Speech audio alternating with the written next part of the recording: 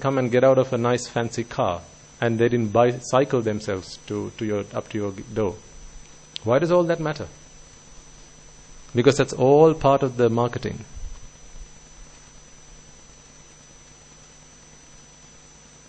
It's all part of the marketing. Because first you have to buy the person. And by the person, we don't mean the eyes, the ears, the nose, tongue and the body or the rest of the person. It's the drushti we're talking about. That's the view you have to be sold on. Once the view has been sold to you, then there's nothing more they need to do to actually sell you the actual thing they've come to sell you. You'll buy the product. You'll buy the service because you've bought the person, or in other words, the view that they have sold you. This is why a good salesman is someone who can talk to you. Actually, who's the best salesman? The Supreme Buddha. There's never been a better salesman. The Supreme Buddha was the best salesman.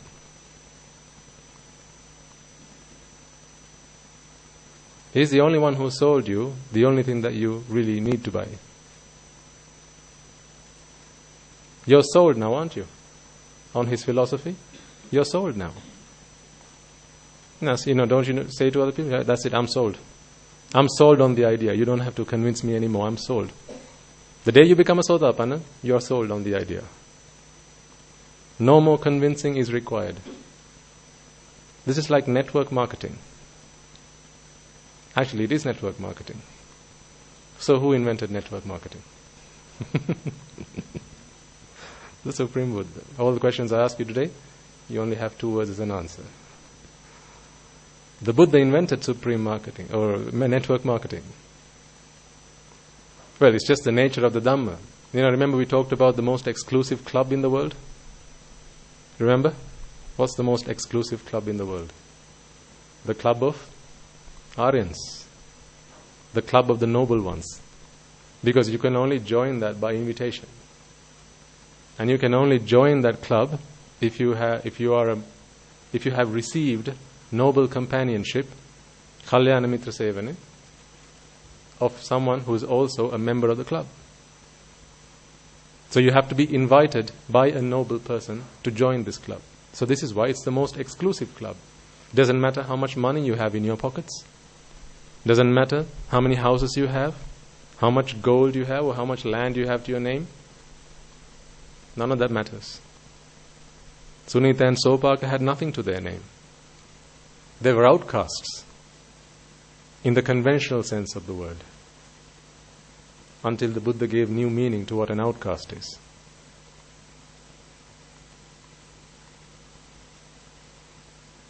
So network marketing. So therefore, the one who's at the pinnacle of the network marketing strategy is the Supreme Buddha, because he sold you on his philosophy. If you have become a Sotapanna by now. If not, then we have to keep selling it to you until you are convinced, until you buy it. But the good thing is, with this marketing, we only need to talk about the truth. That's why it's easy to sell this. It's not hard. When you have to sell something you don't believe in, that's really tough. Has any of you ever been in sales? Part of my early working life was in sales. I used to have a manager who I used to have a daily chat with. So I used to sell bank accounts and credit cards and loans and insurance and things like that, working in banking. I used to have a conversation with my manager at the end of the day. She was not very happy with me a lot of the time, because I just couldn't. I was never a good salesman. I never was a good salesman, so I couldn't actually hold on to that job for very long. I moved on to other things, because I just didn't enjoy it. I enjoyed talking to people. I enjoyed finding out about them. I enjoyed chatting to them and talking about what's working in their life, what's not working in their life, what problems they had in their life. But then to somehow bring that conversation round to them signing up to a credit card, that just wasn't comfortable. Especially when I knew more debt is only going to kill this person. Especially when I knew taking out this new fancy loan that sounds so juicy on the outside, but is a time bomb on the inside. I just couldn't bring myself up to doing it. So I was never a good salesman. Until, the reason I wasn't a good salesman was because I didn't believe in the product I was selling. Now I think I'm okay. Now I enjoy sales.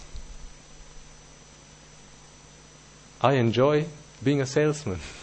Have you ever heard a monk say that? I enjoy being a salesman? Because I believe in the product I'm selling you, ladies and gentlemen. I have complete faith in this product. Because I'm not selling you a shampoo that helps your hair grow. Because I couldn't believe in that product, could I? You can see I don't use it myself. Or if I did, it ain't working.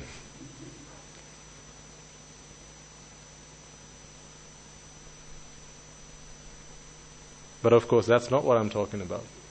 I'm talking about the Dhamma.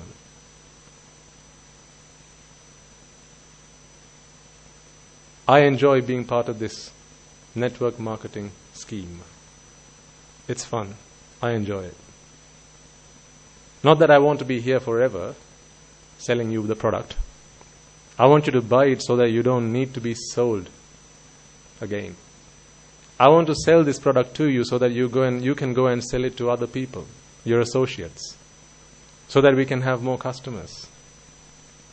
You have to go and find your customers. You have come to me, I'm selling you the product, but then after that, this has to spread like a triangle.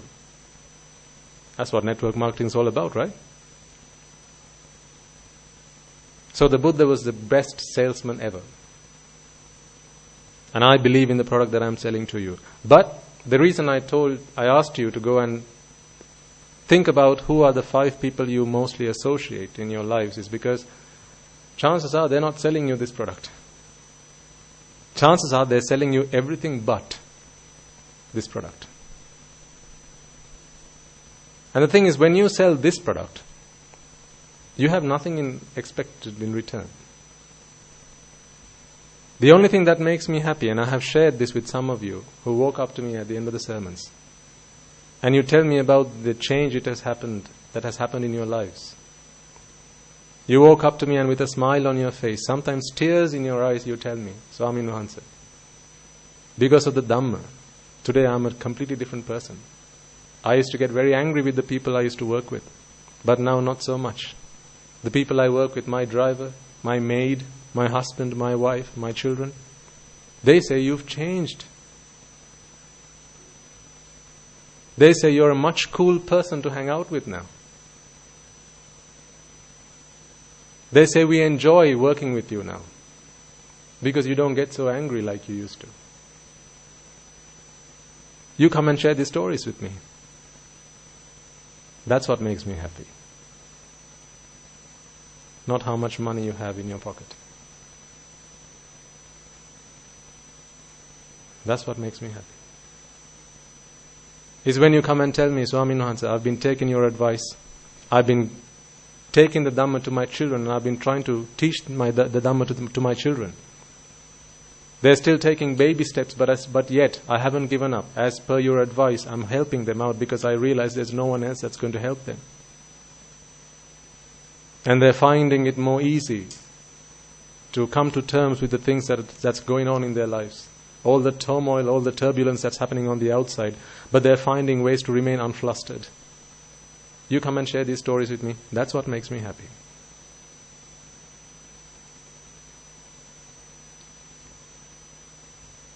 That is my payment. Paid in full. With thanks. It's about time you started to sell. If you believe in the product, then start selling. If you understand all its features and its benefits, start selling. Are you ready to sell? You have to believe with conviction, not because I say so, because then your customers are going to ask you some tough questions. If you can't answer, chances are sometimes the first impression, if it's not a lasting impression, they're not going to come back a second time. Because the thing is, you're trying to sell them something completely brand new, something that they've never heard of, they never thought they needed.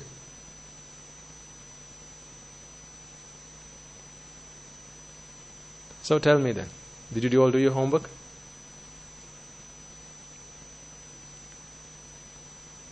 Did you find that interesting? Did you ask yourself, who are the 5 people, the top 5 people I spend most of my time with? At work, maybe at home, over weekends, your get-togethers, when you go out with friends. Who are the 5 people you most spend your time with? Did you then go and study what attributes they have, what characteristics they have, what things you like about them, what you don't quite like about them? And then did you tally all those responses up and work out, hey, let's get the average of that, that's me. Were you happy with the end result?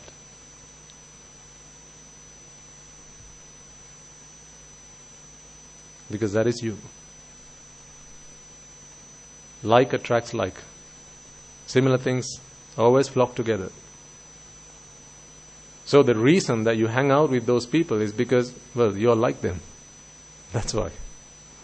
Sometimes it's difficult to ask ourselves, who am I? What am I like? It's difficult to answer that question. Someone asks you, tell me about yourself. Isn't that the most toughest question ever? The toughest question. Tell me about yourself. Where do I start? Okay, my name is such and such. This is where I come from. No. I'm not talking about that. I'm talking about you. Tell me about yourself. That's a really tough nut to crack. It's no easy answering that question. So when it's difficult for you to answer that question, then usually a good thing to do is look at the people around you. Because hey ho, you are the best judge of all but yourself.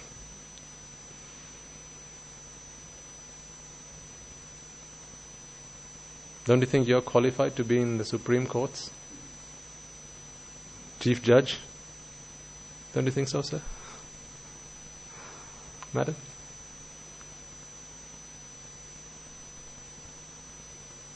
Because we always have an opinion, don't we? This person's good, that person's bad.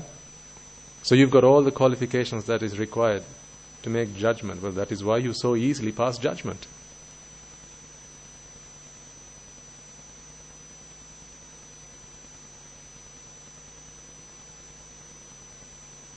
Because you always have a yardstick. You always have a reference point. And that reference point is what? Again, yourself.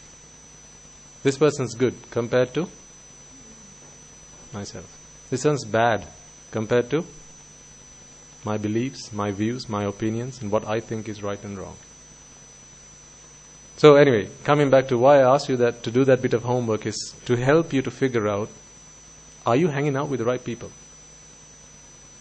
You know, we really must take from time to time stock of who we hang out with. Remember, the Buddha gave a lot of weight to the kind of people you associate. Satpurusha Sevana, he said, Ananda, this entire Shasana rests on Satpurusha Sevana, associating noble, moral people. So when you think about Shasana, I'm not just talking about the Mahasangha.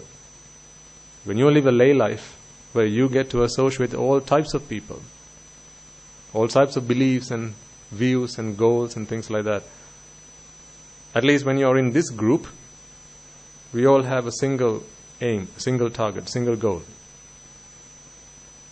But when you're out there, it's multifarious. People want different things, different goals. They are all from different walks of life. Different things make people happy.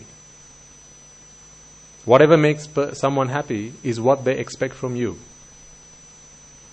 And when everyone makes, if it's something else that makes everybody happy, they're going to expect different things from you. And the more they expect different things from you, to keep them happy, you're going to constantly keep changing yourself. You're going to constantly keep evolving yourself to make your friends happy, to make the people you associate happy. Just think about it. Ever since you got married, did you not change? When the first thing the person that got married to you said before you got married is, I love you and you're perfect just the way You are. Complete bull. What a load of you fill in the rest. I love you, darling, just the way you are. What nonsense.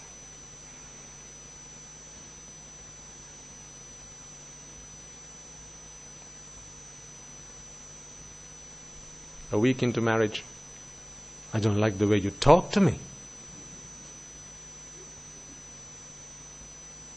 Why do you have to sleep on that side of the bed? That's my favorite side of the bed.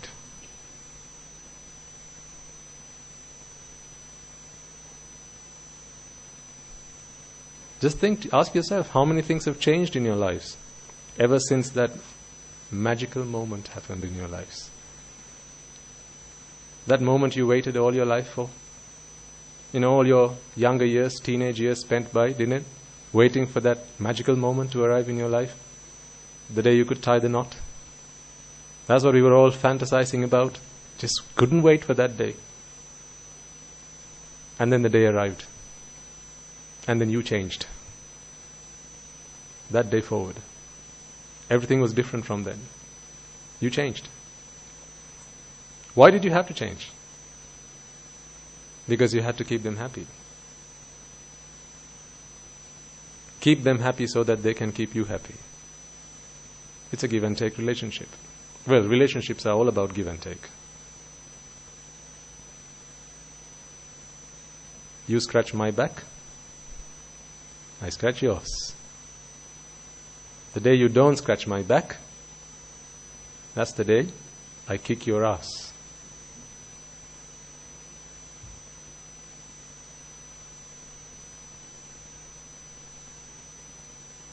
So the 5 people that you most spend your time with, ladies and gentlemen, are probably the 5 people you most try to keep happy.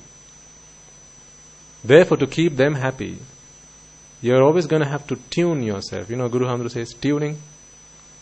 You're always going to have to fine-tune yourself. So you have to dress the way that your friends like, the people that you associate like.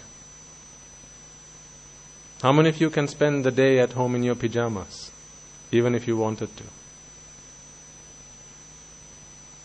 No, you can't. Because the people at home, that's not how they expect to see you walking around. When I was a young boy, when we first went to the UK, and I was quite boisterous and very arrogant. Not that I've changed much. I wanted to make a point about everything. We love to do that, don't we? Especially youngsters, they want to make a point. They want to show the world who they are. Show them who's boss. When I first went to the UK, I was quite precious about our customs and our culture, Sri Lankan style customs culture. So I thought it was clever to go to Tesco's in my sarong. And I did that.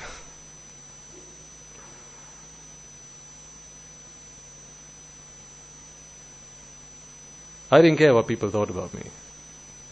I didn't care that was not the done thing. I just wanted to show that. Look, I'm arrogant and I'm proud to be. I'll do what I like.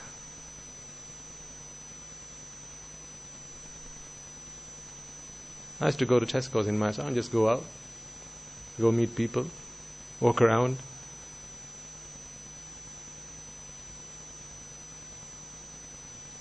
Until someone someday said, no, that's not right.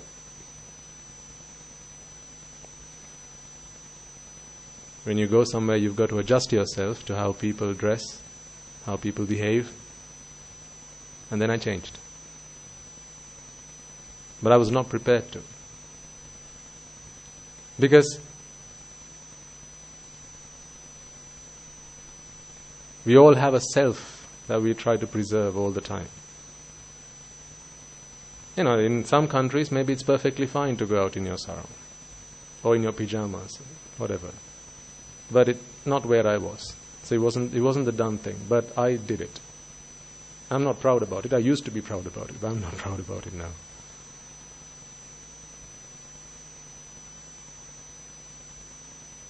But it was the people that I associated who constantly kept feeding into my mind, no, if you think something's right, just do it. Doesn't care what other people think, just do it. Just do what you think is right. But there are consequences.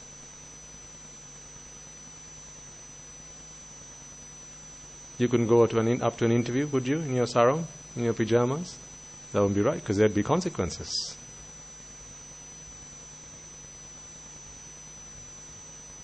So, if you've taken the time then over the course of the last week to go through your associations, to go through the relationships you have and kind of make a list of the 5 people you most spend your time with, what I ask you to do now is to ask yourself, are you associating the right kind of person? Are you happy about the people you associate with? Sometimes you can't change it. If it's family, there's little you can do to change. You're stuck with them. Until they go or until you go. But if it's not family, sometimes extended family, maybe you can influence a little bit. There are some members of the extended families who, when you get together, they're always talking about something that is not beneficial for either party. Either complete nonsense or just backbiting somebody, telling tales about someone else, ridiculing somebody else, with what benefit for either party? None whatsoever. Then change. Change that. I don't say go and change the other person and ask them to stop speaking these things, but maybe distance yourself a little bit from the people you don't like to hang around with. But when you say, I don't like to hang around with that person, it shouldn't be because they always shout at me, they always find fault with me. No, that's exactly the kind of person you ought to hang out with. Someone who always finds fault with you. Wow.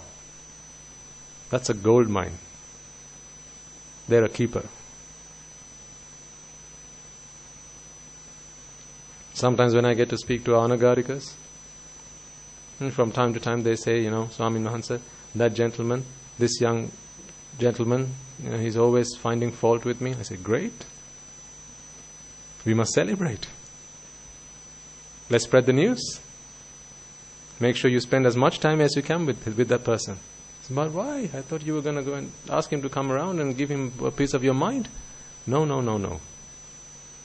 Because if you found someone who always finds fault with you, then how great. How great that is. What's the hardest thing to do? Finding fault with? Who self? Yourself. So if someone's doing that on your behalf, you should be willing to pay for it. If I were to propose to you, would you hire someone to find fault with you? But back in the day of the kings, they used to hire people to praise the king, to sing praises and songs and poems and things like that, to praise the royals. So they used to hire people to do that. But you know what you ought to do? Hire people to blame you, find fault with you, shout at you, annoy you, irritate you. Ugh. Just the thought of it makes your tummy roil, doesn't it? But no, that is the truth. Because the more people find fault with you, ladies and gentlemen, that's a fantastic opportunity to change. Of course, not just because they say so. Ask yourself, is that an actual fault? Is that something I really need to change? If a lot of people continue to say the same things about you, then chances are that's something that's really sticking out like a sore thumb, except you're not seeing it. Remember, I think I told you last week, there's a practice in the Mahasangha to do what we call this avaddasima. So we confess to the other monks, another high ordained monk, and we cleanse ourselves before we sit down for meditation and things like that at the end of the day. So we do this. What usually happens is it's a set of lines. It's like a stanza that is recited between these two monks, and then at the end of that, that's it. Everyone's done their confessions. Now off you go. But lately at our monastery, we've changed that slightly. So we still use the stanza, but what we do is we've buddied up every high ordained monk with another high ordained monk, and we do a one-to-one session every couple of weeks where we actually confess. Actually we confess what wrong we've done, what raga, dvesha, moha that's come into our minds. We go and talk to them. We share with them. We open ourselves up. It's such a relief when you do that. Otherwise you have to carry the burden. Just think about it. Sometimes when you sit down for meditation, right? Or you're trying to do something, and something that you're not proud about, something you regret, always keeps coming back. And it keeps biting you always nagging at you. Why did you do that? You shouldn't have done that. It's okay, nobody knows. No, but you know. You can't hide it from your conscience. And it becomes a burden.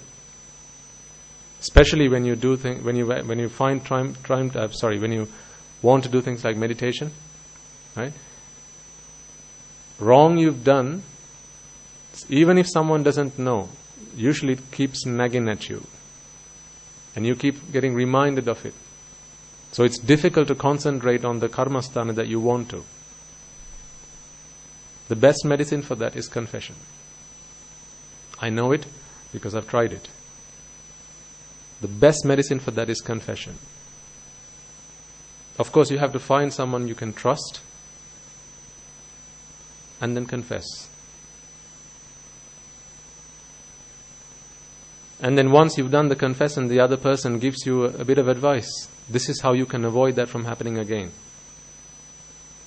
I don't know how much you can do this in your lay lives, but anytime you come to the monastery, sit down with a monk. Because after you've confessed with us, it's water under the bridge. We don't hold any grudges against you.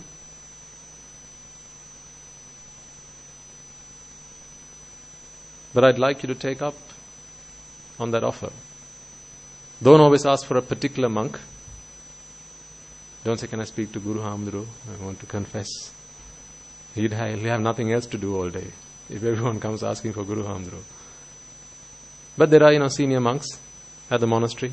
If there's something that's really worrying you, something that's really troubling you, keeping you up at night, because you've done something wrong that you just want to get off your chest, it's an offer. Confess. Get some advice. And then once you've confessed it, your mind is clear. Then you can practice. Otherwise it will keep worrying you, it will keep burdening you from time to time to time, and it's going to be really difficult to make progress from that point forward. This is a mechanism the Buddha introduced to the Sangha Shasana. If it wasn't necessary, he wouldn't have introduced it, would he? If it wasn't necessary, he wouldn't have talked about it. But he did, because it's important that we do that. So, the 5 people you associate, if you're not proud about the people you hang out with, then change. If you're not proud about the people you sit most of the time with at school, chat to, the friends that you play with, change. You don't have to walk up to them and say, hey, you know what, I'm not going to talk to you anymore because I don't like you. No, you don't need to do that. Just keep them at arm's length. Just distance those close relationships slowly. Find a good person to associate. Find someone who always, like I said, finds fault with you, doesn't let you lax. Someone who always keeps encouraging you. Have you been listening to sermons lately? No. Why not? Someone who asks you tough questions. These are the people you should hang out with. Back in the day when the Buddha walks in and there are perhaps monks talking with each other about something, the Buddha would ask them religiously, monks, what have you been talking about as I arrived? I find those conversations quite funny actually, to some extent. Because the Buddha doesn't need to ask that question. If I were one of those monks, I'd say, Buddha, I mean, come on. Like, duh. You're the Supreme Buddha, you're asking me what I was talking about, like you don't know. I do find that a little bit amusing. But, he doesn't show off. And the Buddha is not someone who shows off. So walks in, I know what you're talking about. So he walks in and asks his monks, what were you talking about? What was the point of your discussion? Talk to me. And then the monk says, Venerable Sir, this is what we were talking about. Oh, great. Here's what I think about it. A lot of the discourses you find in the Tripitaka are discussions that other monks were having, and the Buddha entered into the conversation and he gave his opinion. Not his opinion, but his view, which is the truth. He clarified points that the monks were sometimes debating about without finding any end to them, any conclusion to those discussions. Very important, this advice. If you don't like the people you hang out with, and that's not because they shout at you, if you know that those associations are not conducive to your purpose, to your goal, then change. Because if you don't change, remember, they're always changing you. You're changing every day. Whether it's for the better or for the worse, you get to decide.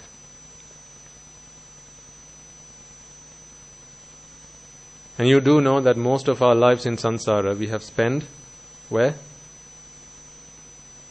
Where? In heaven, yeah? Which heaven? Where have we spent most of our time? In the four great hells. The four great hells. You know the way I see the Asatpurusha? I see them like the police who have been sent from the great hells by the Yamaraju, by the King Yama, who rules over the hells. They've been sent over here because we are fugitives, running away from the hells. The Asatpurusha have been sent so that they can catch us and then send us back where we belong. That is what Asatpurusha Sevana is. Giving you one-way tickets back to where you belong. For as long as that's where you belong, for as long as your citizenship is in one of the four great hells, they send you back. Because remember, we are all here on a short-term visa. Until you have become a Sotapanna, your birthright, your citizenship, your right of abode is in the four great hells. The day you become a Sotapanna is the day you surrender your citizenship of the four great hells and take citizenship of the blissful plane or the Sugatiya. Until then, this is a short-term visa. Some of you have come here with a 60-year visa. Some with maybe 70, 80. Right? How much of that visa have you consumed by now? Don't answer. But you know the answer. The thing is though, sometimes they send you back before your visa has expired. You get punished for bad behavior.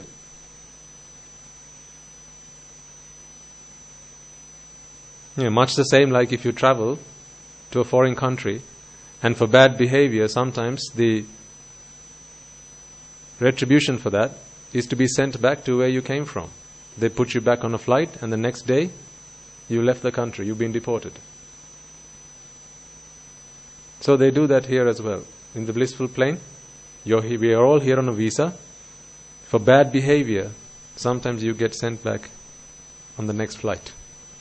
And you can't say, nah, I can't go, please give me another chance. Because Mara is always out there watching you, every step, every move you take, he's always there watching you.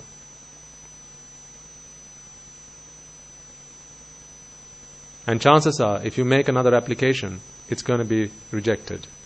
Why? Because they have a record of your conduct. When you apply for a visa, don't they ask you? Give us your criminal records. Have you ever been convicted of anything other than a traffic offense or a parking offense? They ask you these questions, right, when you make an application for a visa. So based on that information, chances are they don't let you back in the country. Much the same. If you have bad behavior while you're here, chances are they won't let you back here for a very long time, until those records have been deleted off the system, and they're there for many eons. Heinous crimes, patricide, matricide, killing your mother, killing your father, killing an arahant. Oh, you're going to be back home for a very, very long time. It's as if the Sugatiya does not even exist. For someone who's done such bad deeds, it's like the blissful plane does not exist. Because you're never going to hear of the human plane or the heavenly planes for a very long time. You're not even going to hear about it, let alone come for a visit. And the problem is, it's the people that you associate that influence you to conduct bad deeds as much as good deeds. Because people say by people, and you by the views that other people give you. So if someone entices you to do something bad, conduct an unmeritorious deed, if you fall for that trap, then you've just bitten the bullet. You're going to have to pay the consequences, suffer the consequences. So this is why I re-emphasize, make sure that the people you associate are the people that you want to be associating. Don't be afraid to make a change. Remember, at the end of this lifetime, you're going to have to make a change anyway. Right? What's the longest you can be with someone you like to be? It's until your last, it's death. Until you've kicked your last bucket. After that, you're going to have to, the cards are going to be reshuffled anyway. At the end of every card game, what do? To the pack. It gets reshuffled. So at the end of this game, your cards are going to get reshuffled. Then you don't know what hand's going to be dealt. You just got to take whatever is given to you. So why wait until then, when what determines where you're going to go 99% of the time is the people that you hang out with right now. So make a change. I think that's a really important thing to do. At least every 6 months, get out a bit of paper, write down the people you spend most of your time with. If you're not happy about it, change it. It may not happen overnight, but at least get on track to change it. If you're always hanging out with someone who's so abusive, always talking about other people's faults, that's no good to you. Hang out with people who always talk about your faults. Really good.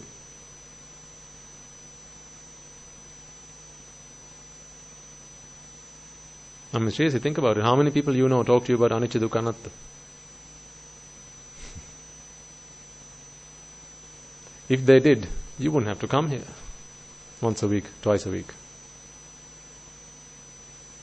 You could simply be at home. You could be with your friends, but they don't talk to you about that kind of stuff. They always keep polluting your mind, giving you this view that the world is so pleasurable, when they are still looking for pleasure themselves, pleasure that they haven't found in all their lives. They haven't found it, but they keep giving you the promise of pleasure.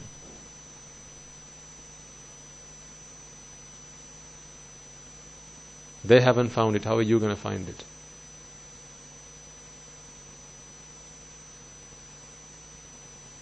Think about your lives and how you've come to the point you are today. None of us, when we came into this world, had this grand view of what we wanted to achieve in this world. All we wanted to do was be happy. That was the only thing we all wanted in common, to be happy. We didn't know how to be happy, did we? No, none of us knew how to be happy. We learned how to be happy from the people that we associated. The reason you're all dressed differently today, the reason you're all wearing your hair differently today, the reason you're all wearing a different kind of watch is because of the people you associated. The people you associated gave you different views. This is how you have to dress. This is how you have to wear your hair. This is the profession you need to get to. This is the kind of watch that looks really nice on your wrist. It was all influenced. Why do some of you like jewelry, others don't? Influenced. Why do you have a favorite color? Influenced. This is like an influencing factory. Life. You put in a new person at the beginning of this process, at the end of the process, heavily influenced person. And every time this person goes through the process, this machine is like the arms in a factory, like robotic arms. They come and drop this drushti. Next one drops another drushti. It's like a robotic arm, drop, drop, drop.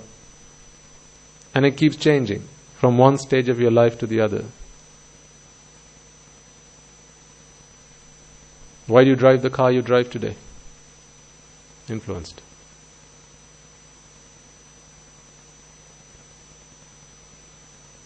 Where did you last go on holiday? And why?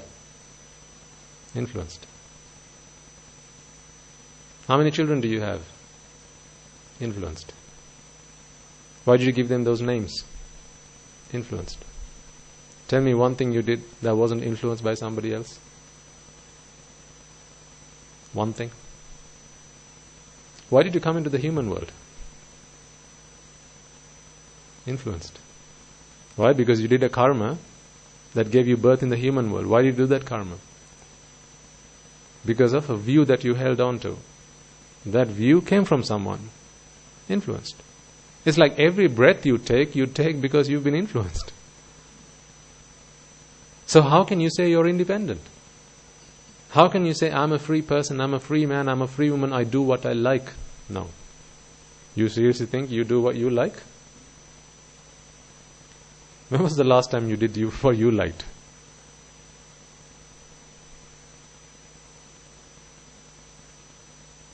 The real answer is, I do what I'm told to do.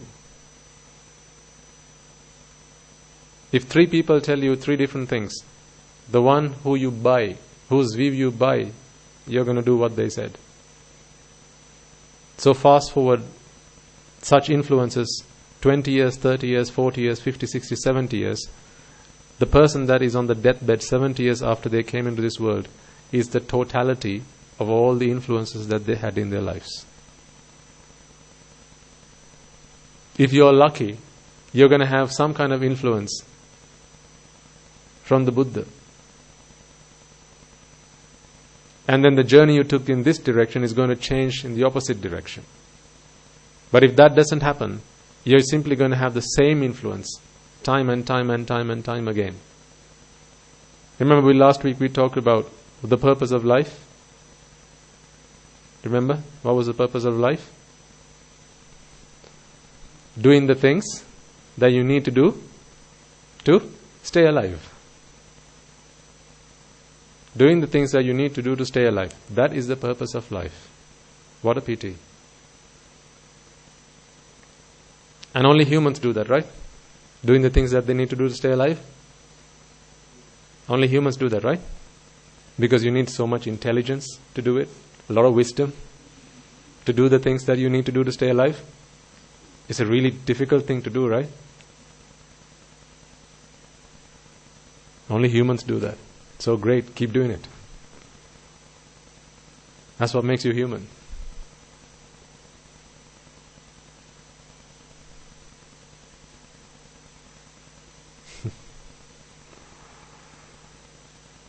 I know I'm being sarcastic. I don't enjoy being sarcastic. But I really want you to think about this, guys. I want you to want to change. Not for me, but for you. I want you to want to change. I don't want to change you. I want you to want to change. Because if you keep doing the same things you were doing all your life up until now, then you're not going to be any different 10 years, 15, 20 years from now, if you'll be alive in that time. You're going to be exactly the same person you are. Just more time will have passed by. That's all that will have happened. Same agenda, doing the same things, you'll be the same person you are. Unless you change track.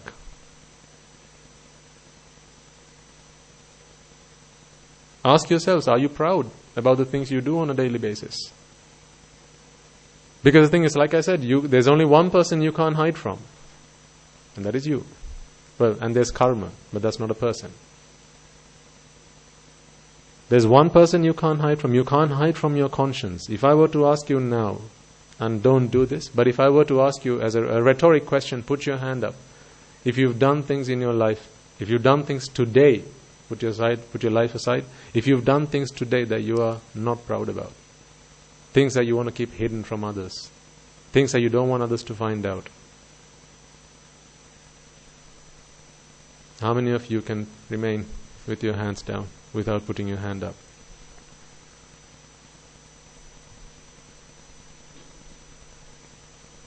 Why do we still have secrets? That's because you're not proud of it. You're not proud about what you've done. You're not proud about what you said. You did things you shouldn't have done. You said things you shouldn't have said. You thought about things that you're really not proud of. You shouldn't really have thought about that. If people could see the things you think about on a regular basis, daily basis, I don't think half the people you talk to or people who talk to you will talk to you. Almost all your friends will not want to be friends with you anymore if they could see what actually goes on in your mind. If I'm wrong, tell me so.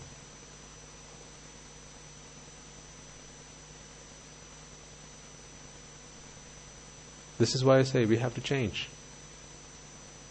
We have to be someone who can be read like an open book. Perfect and clean in our character. Clean in our conscience. And if I were to ask you to get a book out and write down every thought that comes into your mind, can you share that with your husband? Can you share that with your wife?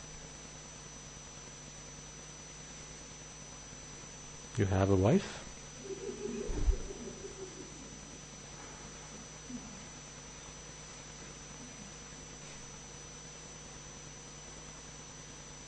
At least he's being honest.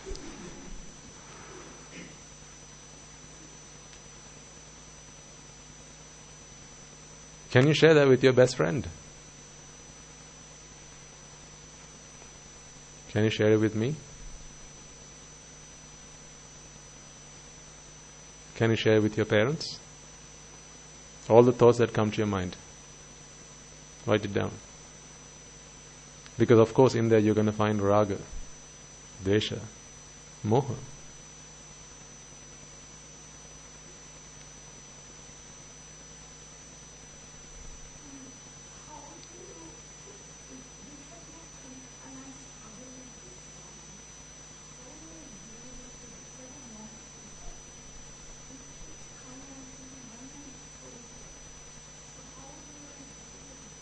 So the only refuge we have, madam, is the Dhamma.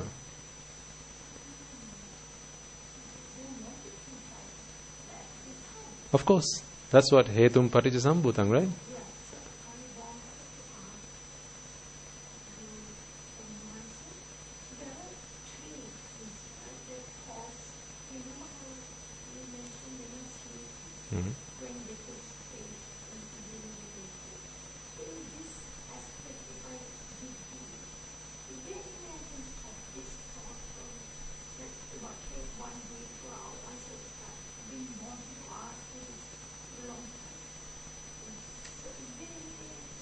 Do you feel relief now that you asked the question? If you've been wanting to ask it for a long time?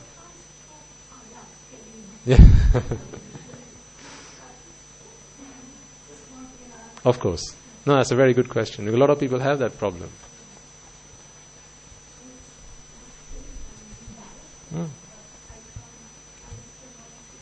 Yeah?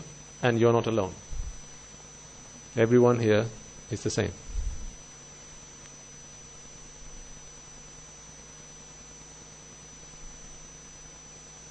Everyone here has that problem. We have thoughts that we are not proud about, but you can't stop it. It just keeps coming.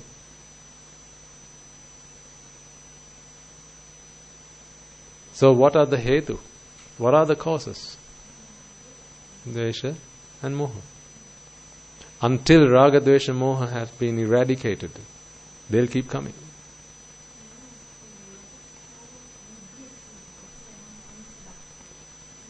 So, what is regret again? Well, that's again dvesha, isn't it? Sometimes people feel so regretful about themselves. They spend all day thinking, what did I do? I shouldn't have done this, I shouldn't have done that. Of course, that's what I was talking about. Right? Are we proud about the things we did? But this is not so that we can just keep thinking like that. Let the wounds fester. That's not the purpose of our discussion there.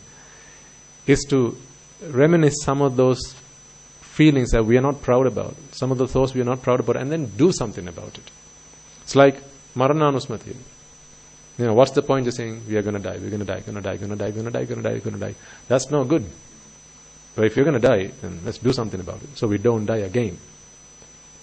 Right? So, this is absolutely good, because now at least we are acknowledging the fact that there are these thoughts that come into my mind, these defilements which I'm not proud about. Think about who you used to be. Can anyone here tell me that when you got angry, back then, the old person you used to be, were you not proud about the fact that you got angry? I'm angry, and I'm proud about it. I'm going to show them who's boss. I'm going to sort them out. This is how we used to think. We were proud that we were angry. Can you believe that? In other words, I was proud that I had my citizenship in the hells.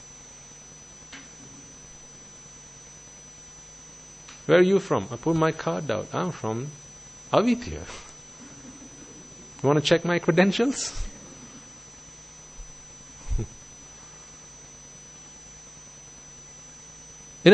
At least now, we realize, we acknowledge, I'm not proud of who I used to be. I'm not proud of who I used to be, but I'm a better person today. And also, even today, there are things I'm not proud about. And I know that's wrong. So I want to change. Before we got the Dhamma, we thought raga was a really good thing. We thought love was a really good thing. Did you not? Love in any way, shape or form. Parents loving children. Children loving parents. Even to that detail, we thought was a good thing. Love is not a good thing. Love is attachment. All kinds of attachment bring suffering. But people out there, they're not prepared to listen to me say this. To say love between parents and children is not a good thing. They'd shoot me. They'd burn me on the cross. Love is attachment after all. But duty between children and parents, no, that's essential. Fulfilling your duties, fulfilling your responsibilities. Because attachment always brings you suffering and doesn't bring you anything else. That's the sad part. Doesn't bring you anything else. All it brings you is suffering.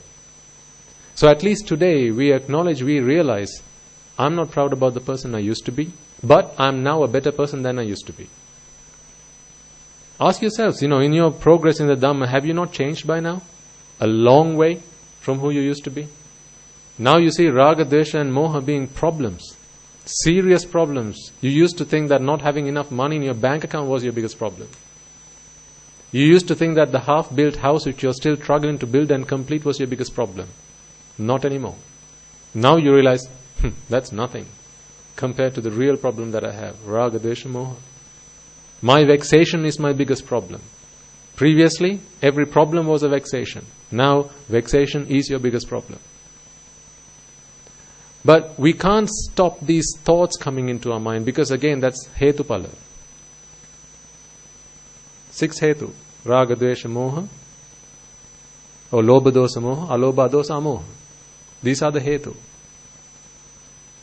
So until these hetu, these causes are there, they prevail, we can't stop the effect from materializing. We can't stop it from manifesting. They'll keep coming.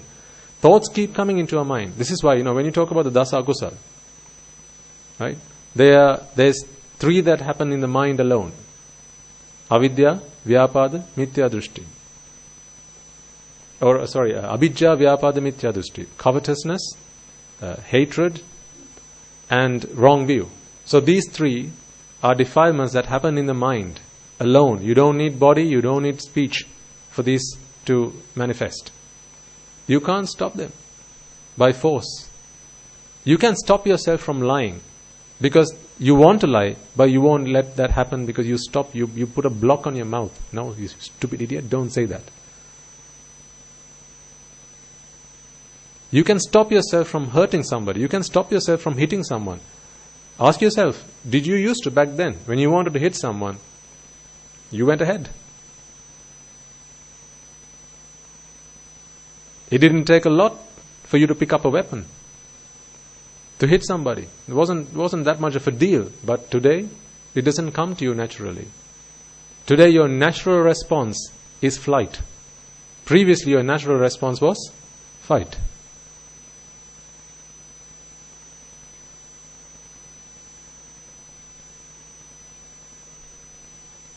So you have changed. Fantastic. Well done. So we do in the karmasthana, avankavimi pirisuduvimi piyuturumi papasaravimi. I'm pure in my actions. I'm pure in my speech.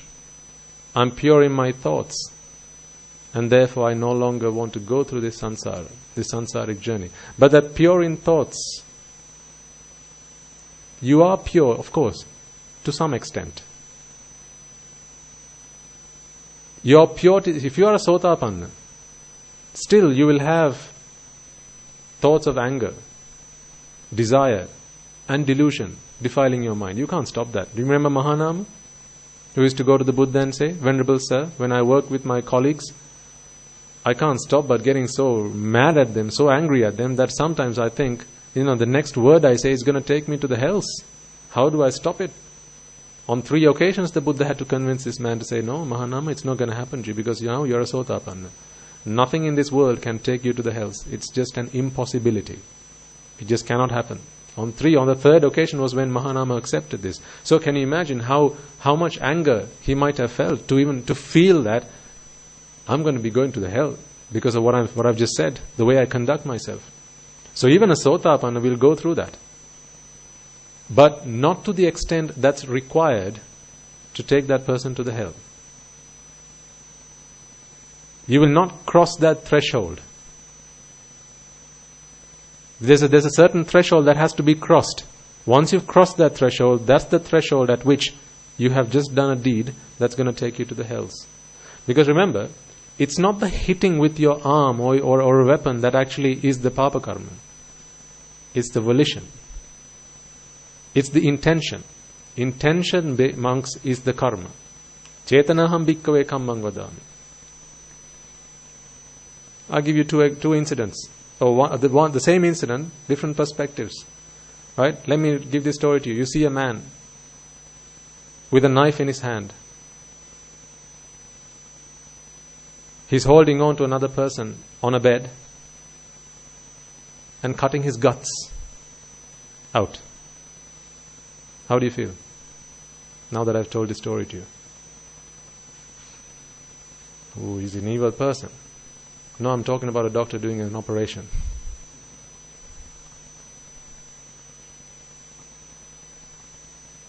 Now he's all of a sudden a good person.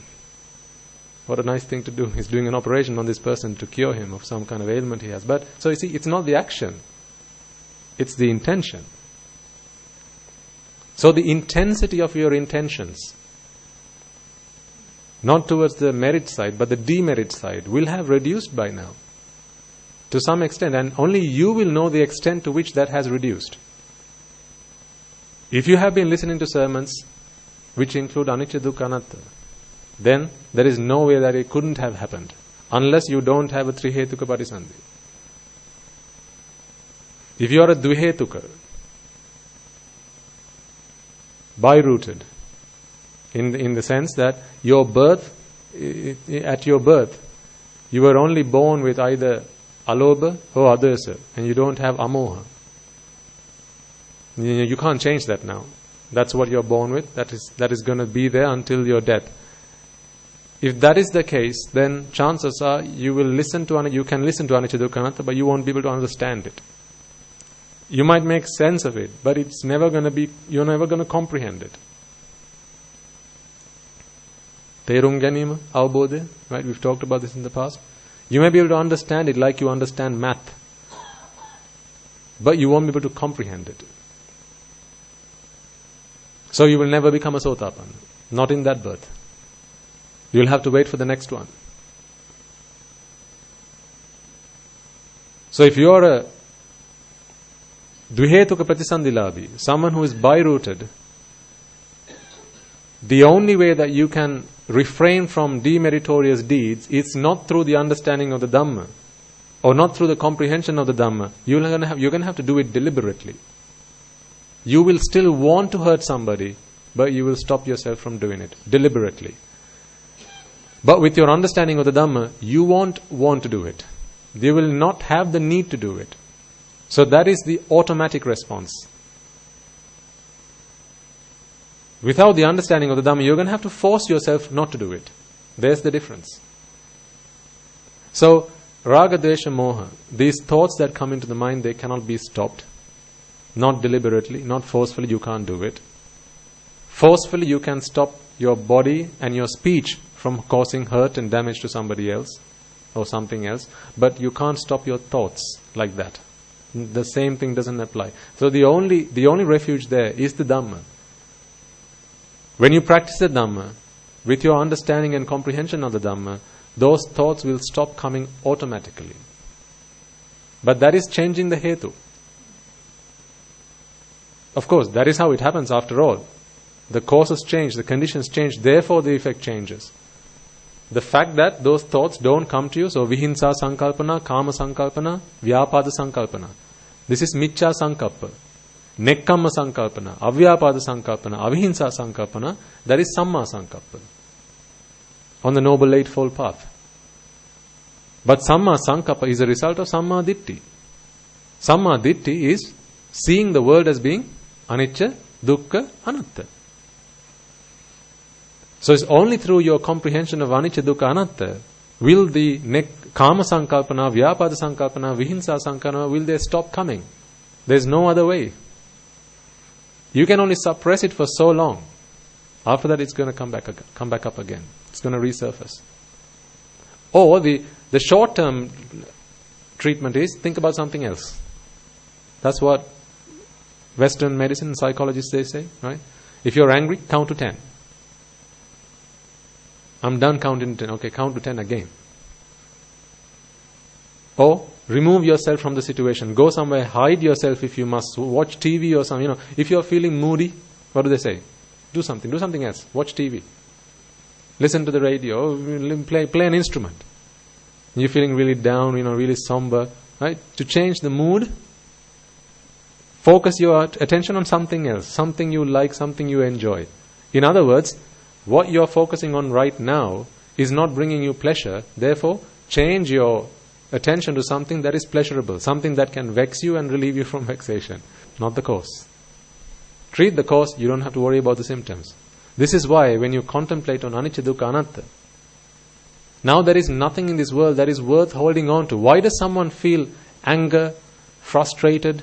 Right? What is disappointment? Disappointment, if you define disappointment, in Buddhist terms, it would be, I expect such and such, rupa vedana sanya sankara vijnana. I'm not getting it. Now my expectation has been destroyed. That is what disappointment is.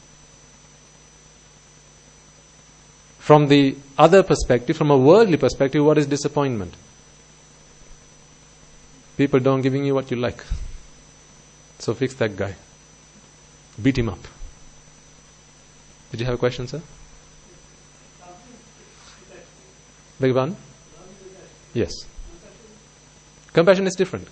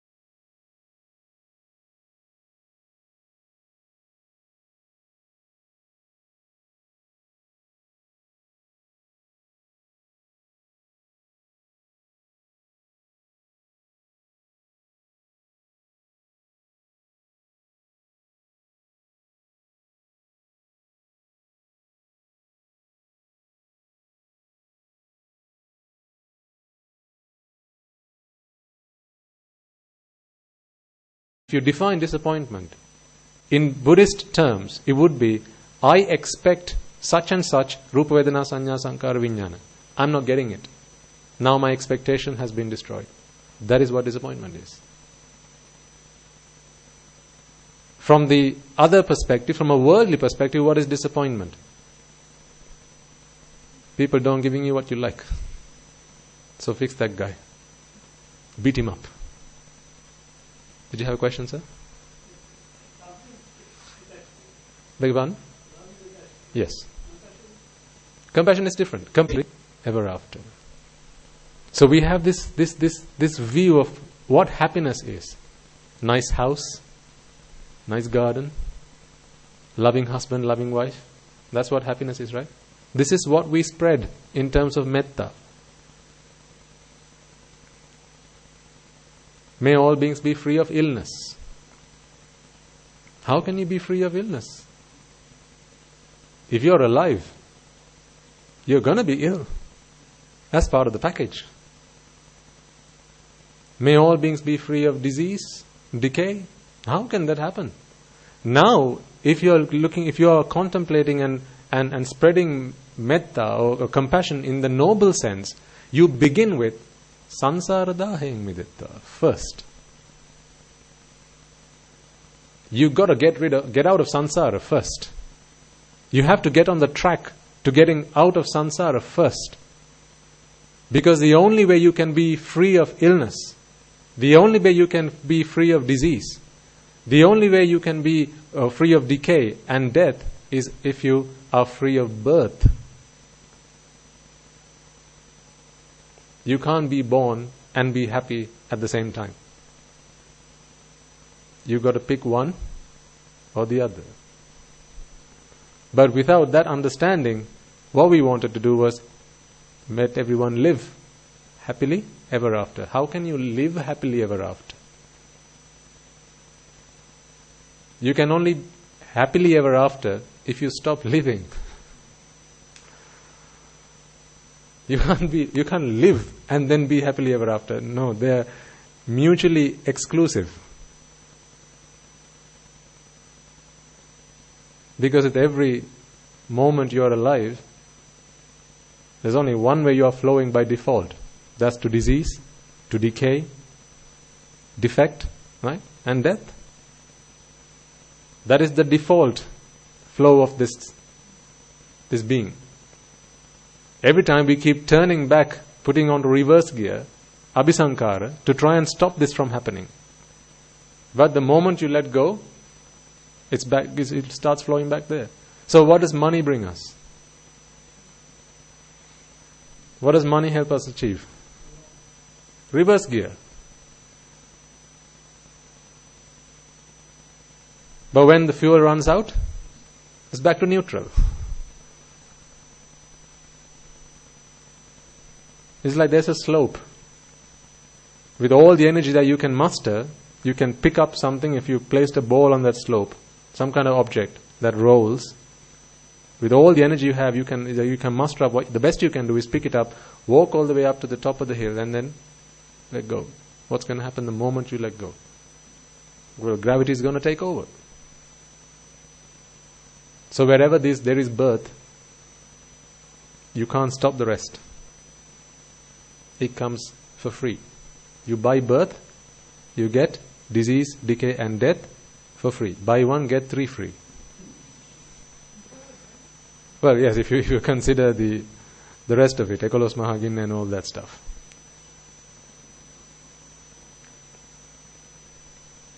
Even if you're an arahant, you still can't stop disease.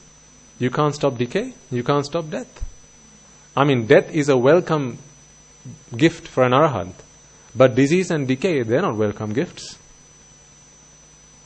No arahant would like to be ill or decay because it brings them physical discomfort. They don't like to be unhappy. The whole purpose of becoming arahant was to be happy. They don't like to be in pain. Not even an arahant likes to be in pain. So they have stopped all sources of pain. Well, they've stopped the mental pain, and as a result of that, at the end of this birth, no more physical pain.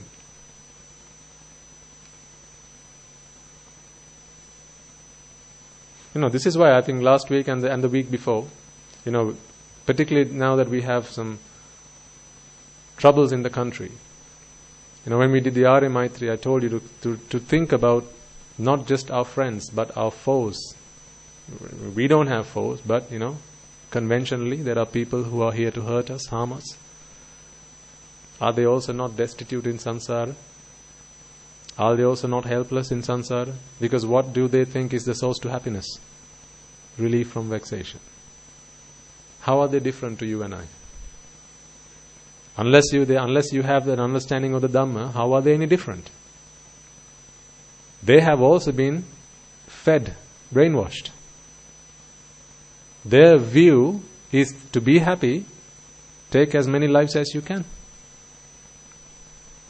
But they kill people, other people kill animals. What's the difference? I'm not saying killing the people and killing animals, once, they're the same in those terms. Of course, one's a lot more demeritorious than the other, because you're taking valuable human life.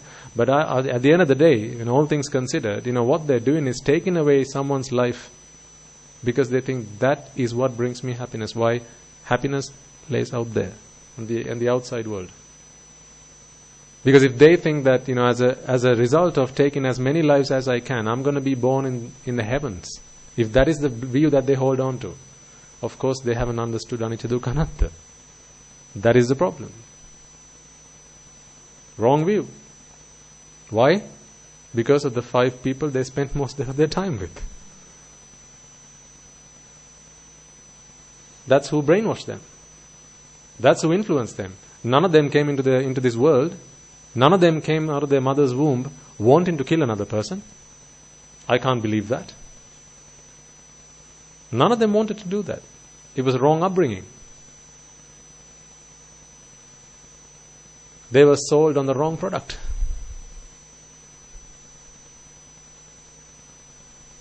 So this is why we got to think of them as well with loving kindness. Arya Maitreya. Normal Maitreya, it's very difficult.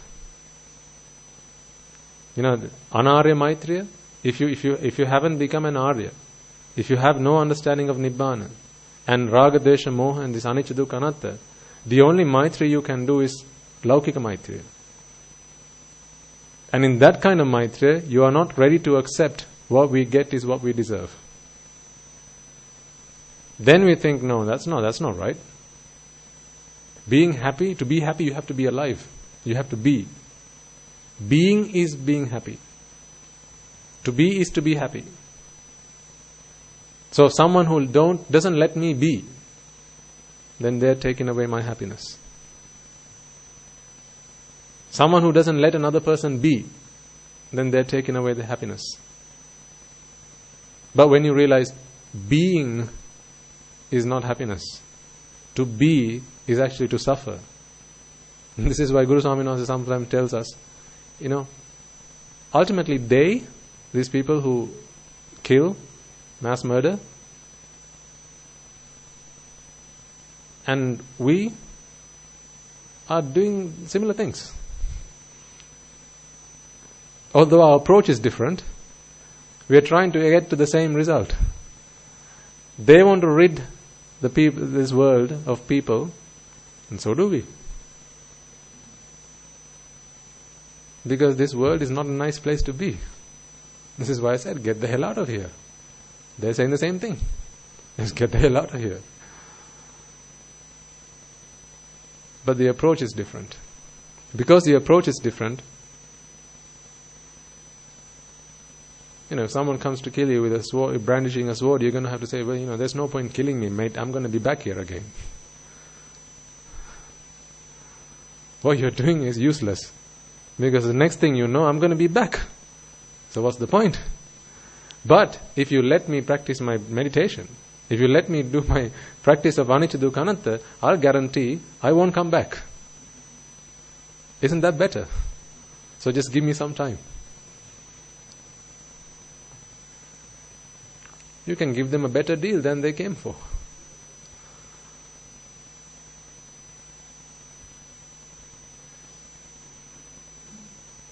This is why, I think as I've said to you a long time ago, when you practice Arya Maitreya, and not the normal Maitreya, the conventional Maitreya, if you practice Arya Maitreya, there's less of a chance that evil spirits will come after you.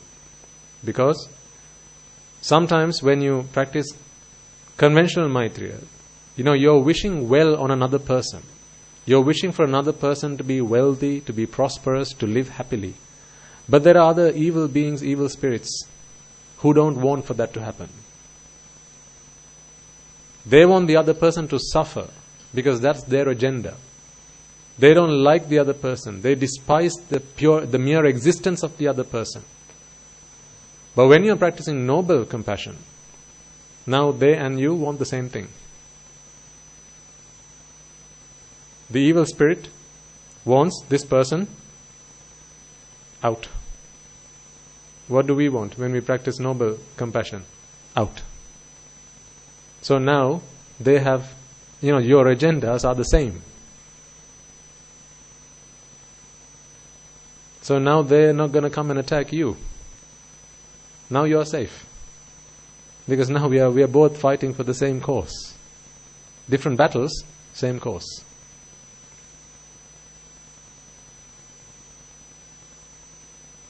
As I've been speaking to our monks lately, at the end of every meditation session that we do at the monastery, at this time, it's absolutely essential, ladies and gentlemen, and because only you can do this. This is why I ask you to do this. Only you who have an understanding of anicca, dukkha, anatta, who are on the path to becoming noble ones, or who have already become noble ones, can do the Arya Maitreya. For others, it's just words. Raga bandhane midetva,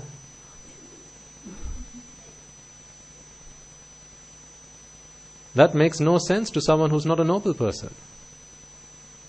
Why? Raga is such a nice thing. Raga is so good. The more desire, the better. What is art all about? Literature. A lot of these things that people have invented for pleasure. Right? It's all about raga.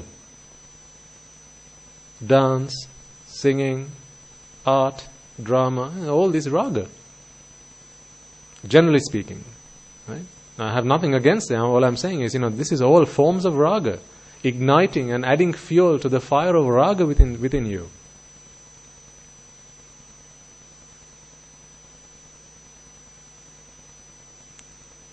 Because they have no clue that raga is the problem, dvesha is the problem, moha is the problem. And that problem lies within them, not in the outside world. They have no clue about that. So how can they practice Arya Maitreya? How can they spread the blessings of Arya Maitreya? They cannot do that, but you can. This is why I ask you on this occasion, as well as those listening to us online. If you have an understanding of anicca, dukkha, anatta, if you believe that you have become a noble one, or you're at least on the path to becoming a noble one, at this time, this nation needs you. This country needs you. Much the same like the armed forces are taking up weapons, so do we. We have to take up weapons. We all must.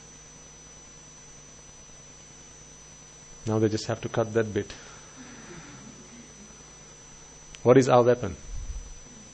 Maitreya. Arya Maitreya. I want you all to spread the Arya Maitreya like it's going out of fashion. Find time to do it. Your country needs you. Because all those people out there, people who we grew up with, people who shaped our lives, our teachers, and every day we sit down for meditation, we talk amongst ourselves and we remind each other, this is our parents out there, our brothers, sisters, uncles, aunts, nephews, nieces, grandparents, the postman who used to bring me my post every day.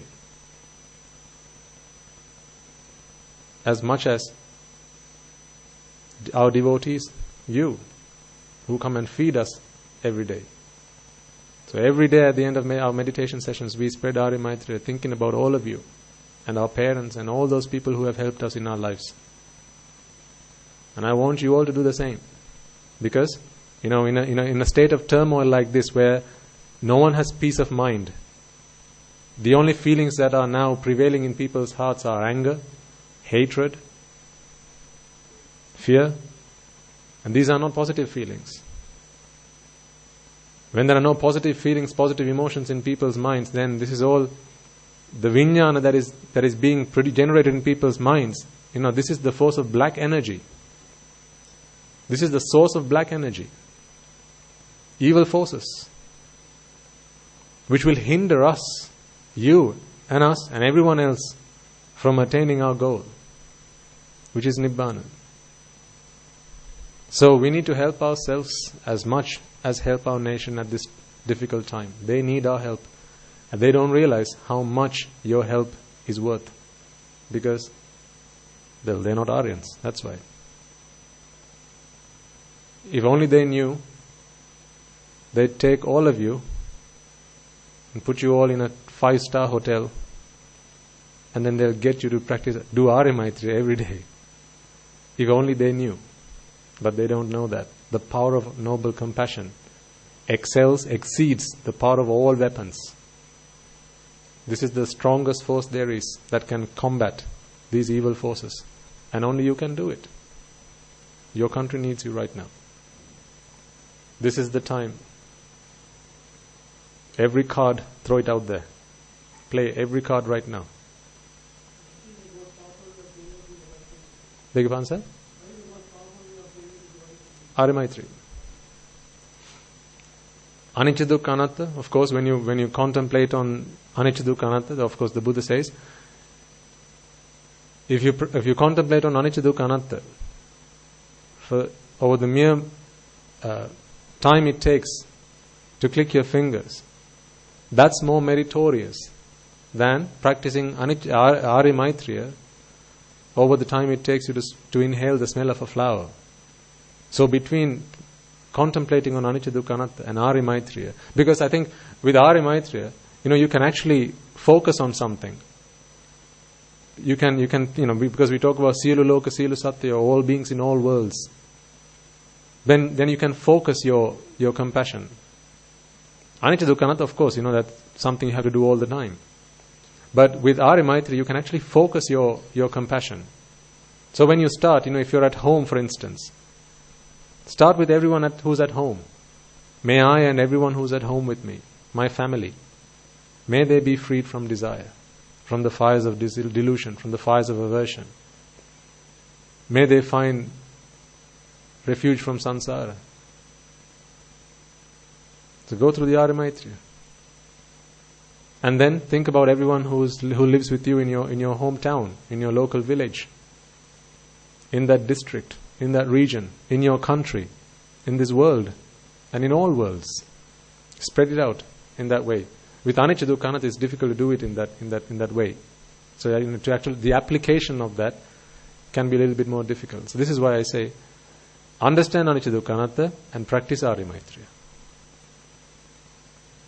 Particularly now, because this country needs it. And only you can give that energy. Either as a noble person or someone who's on the path to becoming a noble person. Others cannot give that. They don't have the capacity to give it. This is why it's important that you also play your part in this network marketing scheme. Because the more Aryas there are, remember, back then when we used to go and preach the Dhamma outside, every sermon ended with us doing the Arya Maitreya. Every sermon. Whether it was at the BMICH or whatever remote village that we went to. Every sermon ended with Arya Maitreya. At least for 5 minutes. Sometimes people didn't have a clue what those words meant. But at least it attracted the attentions of the Devas, the Brahmas. And with their attraction, it brought positive energies. And it helped heal people's festering wounds inside them. Made them better people without them even knowing about it. The nation started to become prosperous. People were all the better for it. The country was healing until this happened. But it's as with all things, arises and passes away. That's the nature. So it would be foolish for us to say, this wasn't coming. It would be foolish for us to say something like this if we didn't see it coming. That's foolishness.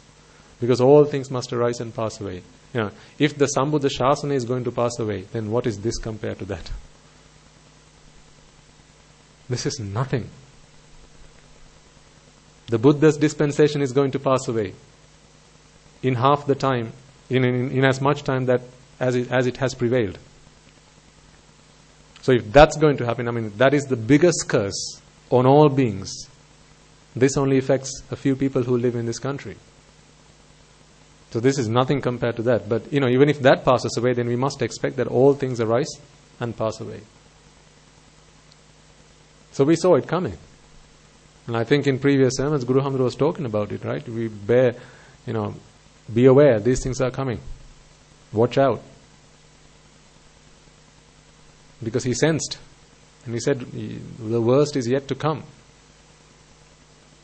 This is why I say we have a duty to play at this point in time. We all have. You all have. Do your part for your country. Pick up your weapons. And there's only one weapon. That is noble compassion. Spread it as much as you can. If you have a recording maybe at home, play it for 5 minutes. We don't need to think big. Think small. That's fine. Think small. Start with yourself. Start at home.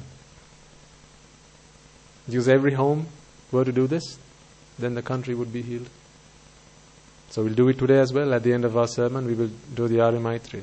And at the end of that, we will pray that may, through the power generated through this Arya Maitri, all those hearts out there who are suffering with regret, the loss and death and anger, hatred and fear, may they be healed, may they be placated and pacified. We need to do this at this point in time. So we'll leave that to the end of the sermon.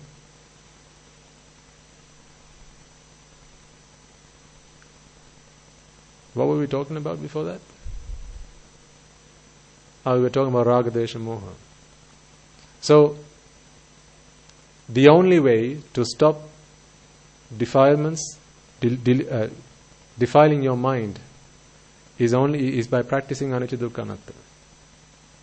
You can't put a handbrake on Raga, Desha, Moha coming into your mind. They're just going to keep coming.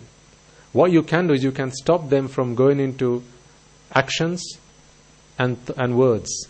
So your physical expression of those, either verbally or physically, that can be stopped by force. But you can't stop it from coming into your mind. That will happen automatically. And that will only stop happening through your practice of Anicca Dukkha Anatta, Vidarshana. Because remember, the only reason that they're coming into your mind is, again, this is Kama Sankalpana, Vyapada Sankalpana and Vihinsa Sankalpana. Why Kama Sankalpana? What is Kama? What is sensuality? Yeah. You're creating a pleasurable world in your own mind. This is something you fantasize. Sensuality is a fantasy. Sensuality doesn't exist out there. It's a fantasy. What we do is we use objects or people or events or whatever and create this fantasy world in our minds, and that is what we enjoy. That is karma.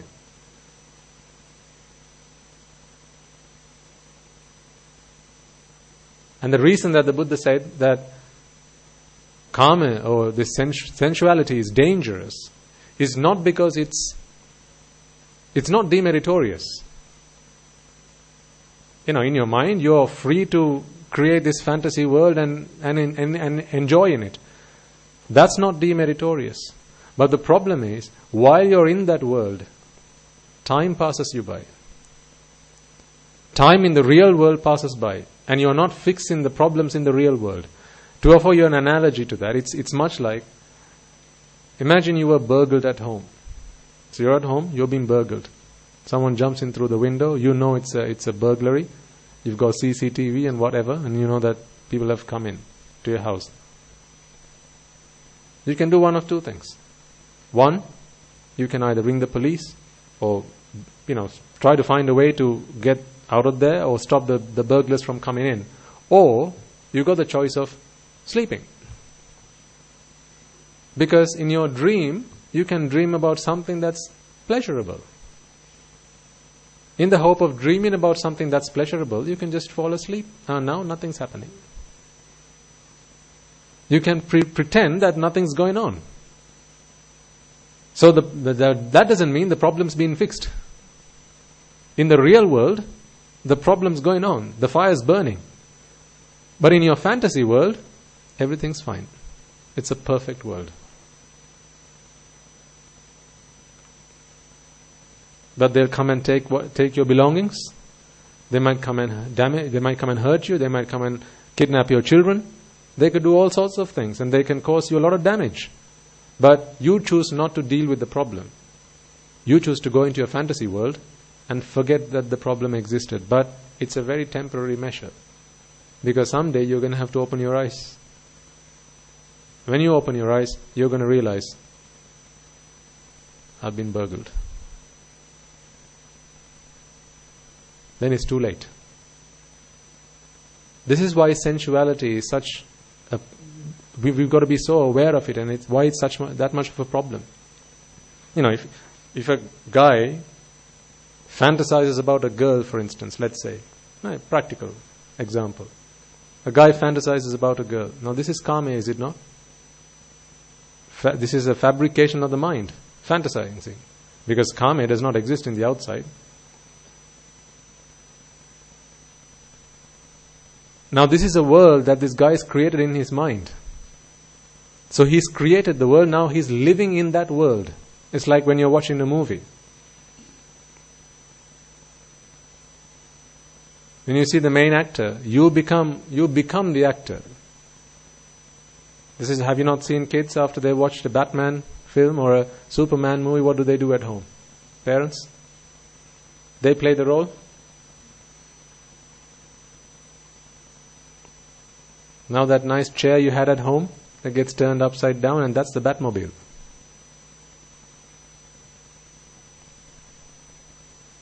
Luckily so far they haven't felt like just getting on the roof and trying to fly like Superman. Yet. Now that's all drushti, okay? That's all drushti. You can take their life if you're not careful. People have tried that. There are children who have tried Superman. They have tried Superman stunts.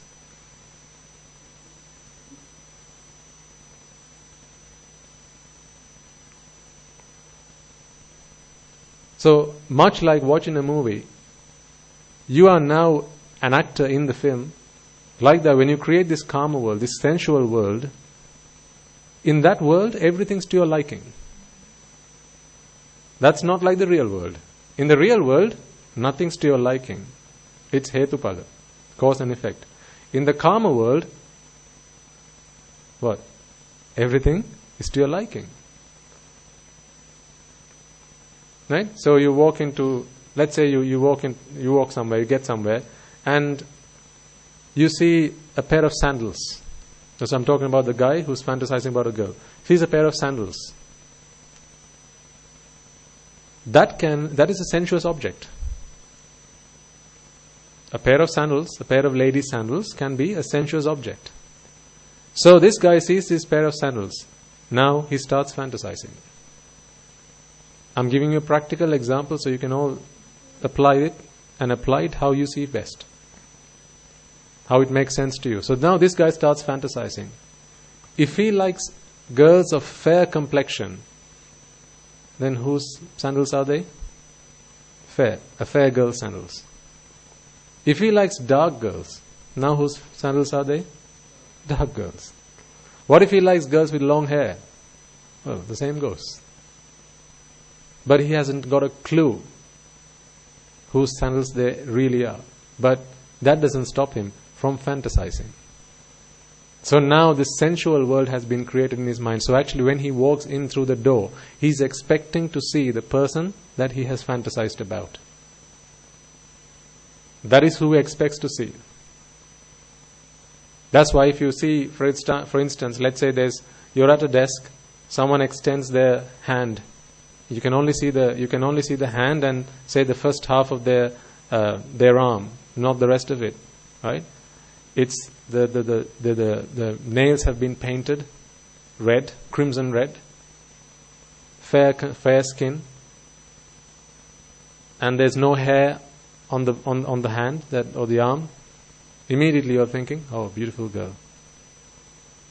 Now they remove the veil, or they remove the block, the barrier that's in front of you, and it's just a man's arm. He was just pretending, he was just an actor. The rest of it is that of a man. But that didn't stop this guy from fantasizing. In the real world, you have what's real. In your fantasy world, you can create whatever you like. Therefore, people like to live in a fantasy world.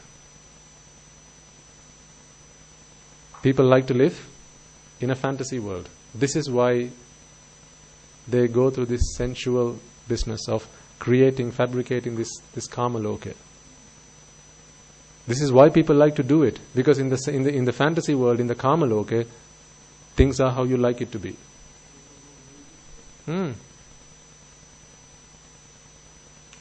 There, it's how you like it to be.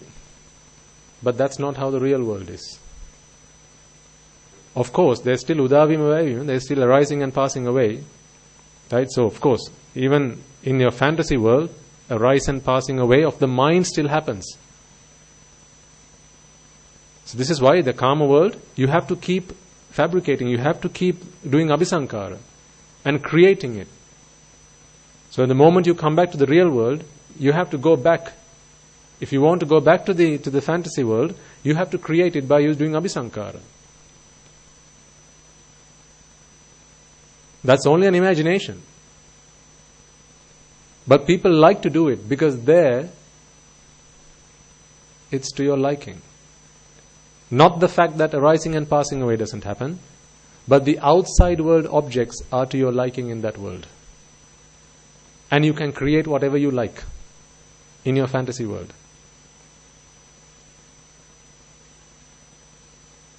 Whatever age you like the girl to be, she's going to be that age in the fantasy world. Can you all not drive a Bugatti Veyron in your fantasy world? Of course. All I have to do is 3, 2, 1, close your eyes. And you are driving a Bugatti in your fantasy world. You will tell me how it feels. You can tell me what color it is, can't you? But you'll all have a different color. You can tell me it's got leather seats. You can even tell me how it smells. Does it smell pine? Or does it smell rose? You can tell me. But can you see a Bugatti anywhere? No, because you have created that in your own world, in your own mind. This is the fantasy world. The problem with the fantasy world, the problem with the karma world is that you live in a world. It's like the Matrix. If you watch the film Matrix. In the real world, people age and people die.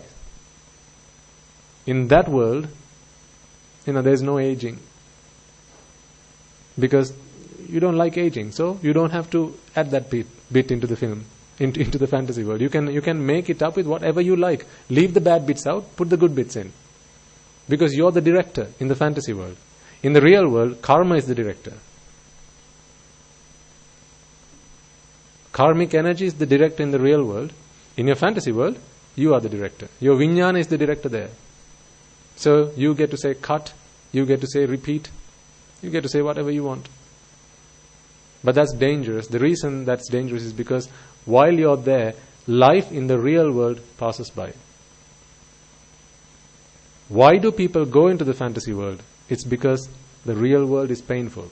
The real world is torturous. Some people like to sleep all day. Why? Because then you don't have to deal with the problems of the real world. You don't have to go to work. You don't have to cook. You don't have to wash. You don't have to clean. You don't have to do any of these things while you're asleep. So people just like to sleep all day. Because when you wake up, now you have to deal with real problems. So cowards like to sleep all day. Because while you're asleep, you're not actually fixing the real problem. You're plastering over it. And that is what karma world is. This is exactly what the karma world is. Create your own world and live there. For as long as you keep creating it, you can be there. If you're an 80-year-old granddad, in your karma world, you can be an 18-year-old young boy. And you can be surrounded by 80 virgins. In the karma world. But in the real world, not a soul will come your way. See, in your karma world, you can create whatever you like and enjoy it. But in the real world, time is passing by, your clock is ticking, and you're moving every second to your inevitable death. Remember, the reason you created the karma world was because you didn't like the real world. To fix the problem in the real world, first you have to set foot on the ground. You can't fix problems on the ground from the International Space Station. First you have to come back onto ground, put your foot on the soil, and then start working on the problems.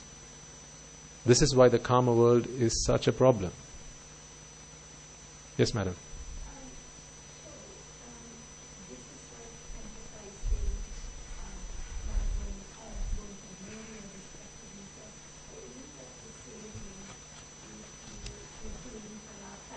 Mm-hmm.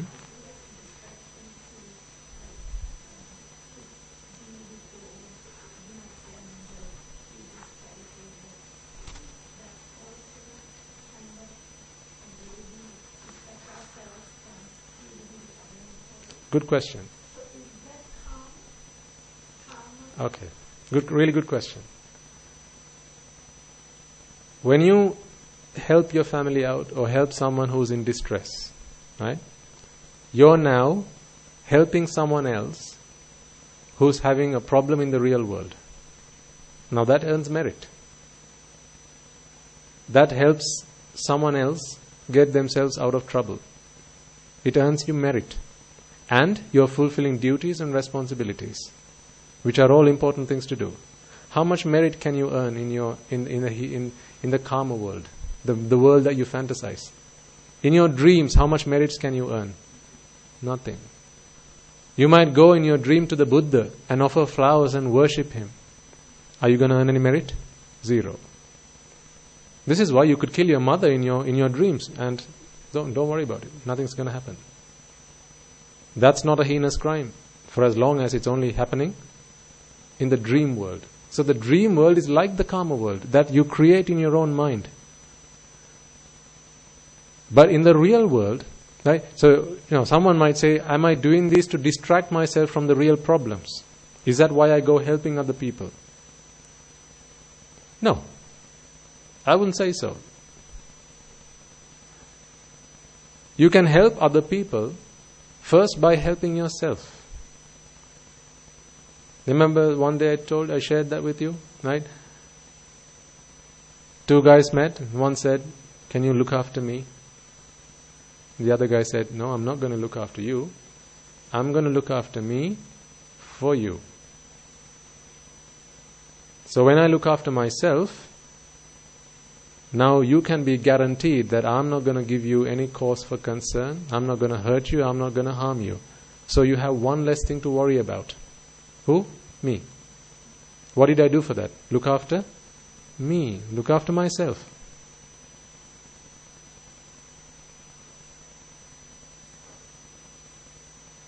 But when we understand that the problem is purely on the inside, and if, say, for example, let's say one of you is a counselor, right? And you like to counsel other people, you like to help other people. If they've got problems, what do I do? On a regular basis, what you've expressed there, madam, is on a regular basis my job. Helping myself and helping other people to the extent that I've helped myself. I can't help you any more than I've helped myself. Does that make sense? I can't help you any more than I've helped myself, because I don't know any more than that. So the best way to help you is first help myself. To the extent to which I have helped myself, I can help you. So if what I know to be happy, to help myself, is earn a lot of money, this is what we used to think was the done thing. Then what did I tell other people? I taught them to earn money. This is how I helped other people, because that's all I knew. That's how I helped myself, earning a lot of money. So I told other people, earn a lot of money. I worked hard, studied hard. So I told other people, work hard, study hard, because that's how I've helped myself. But now I tell other people, no, all of that is useless. Work, yes. Study, yes. Earn money, yes. But not so that you can continue living a happy life, because there's no such thing as a happy life.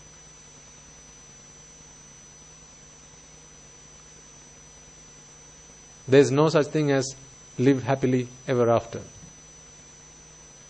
To be happy ever after, you've got to stop living. So now that is what I share with them. So in your lives, if you find the time to go and help other people, it might be just helping a granny cross the road. Or might be going and helping, spending some time with an elderly person. Right? In some countries, they look for that companionship. Because when people grow old, unlike our culture and our customs, some people, they just get left alone to fend for themselves. No one to talk to. Rodda. Remember Rodda? Completely discarded from society. Because they've taken everything that they could while they were young, healthy, and now it's just trash. Watch out. I'm not just talking about someone there. Right? We've got to be careful, because our culture is slowly changing for the worse. All our customs that we used to have, part of the great parts of our culture, respecting adults, looking after them, all that's disappearing, sadly. And of course there are people listening to this online, and in other countries this is happening at a much faster rate than it is here. So I'm not necessarily talking about somebody else. Imagine yourself in that situation. So in some countries, people do that. They go and spend some time. They volunteer by going and spending some time with an elderly gentleman or with an old lady and just talking with her, spending some time talking about what she likes to do, things like that. Right? But we do know now, don't we, that that's just plastering over the problem? Why do people feel lonely?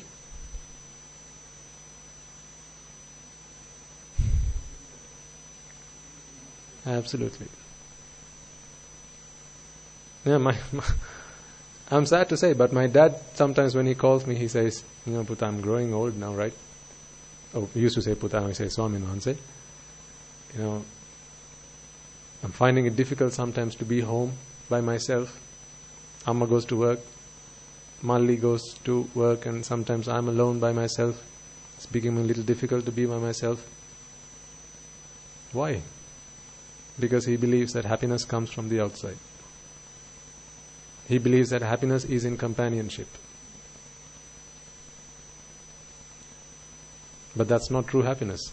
Because that happiness depends on the kind of rupa, vedana, sanya, sankara, vijnana that you want coming from the outside. Or at least the pratyaya has to come from the outside, based on which that rupa, vedana, sanya, sankara, vijnana will arise in your mind. But when you realize that all rupa, vedana, sanya, sankara, vijnana is essenceless, now you have no expectation for it. So, if you help other people, of course that's a really good thing to do. And the Buddha says, do as much merit as you can, like I think we talked about at the last sermon. Do as much merit as you possibly can. But when you do merit, make sure that your intention is your Nibbana, your salvation.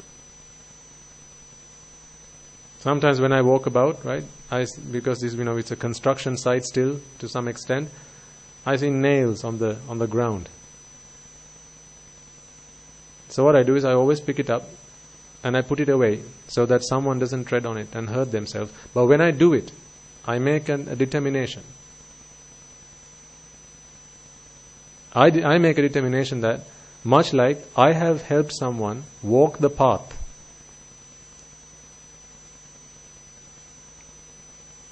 without obstruction. I have freed the road of obstruction for somebody else.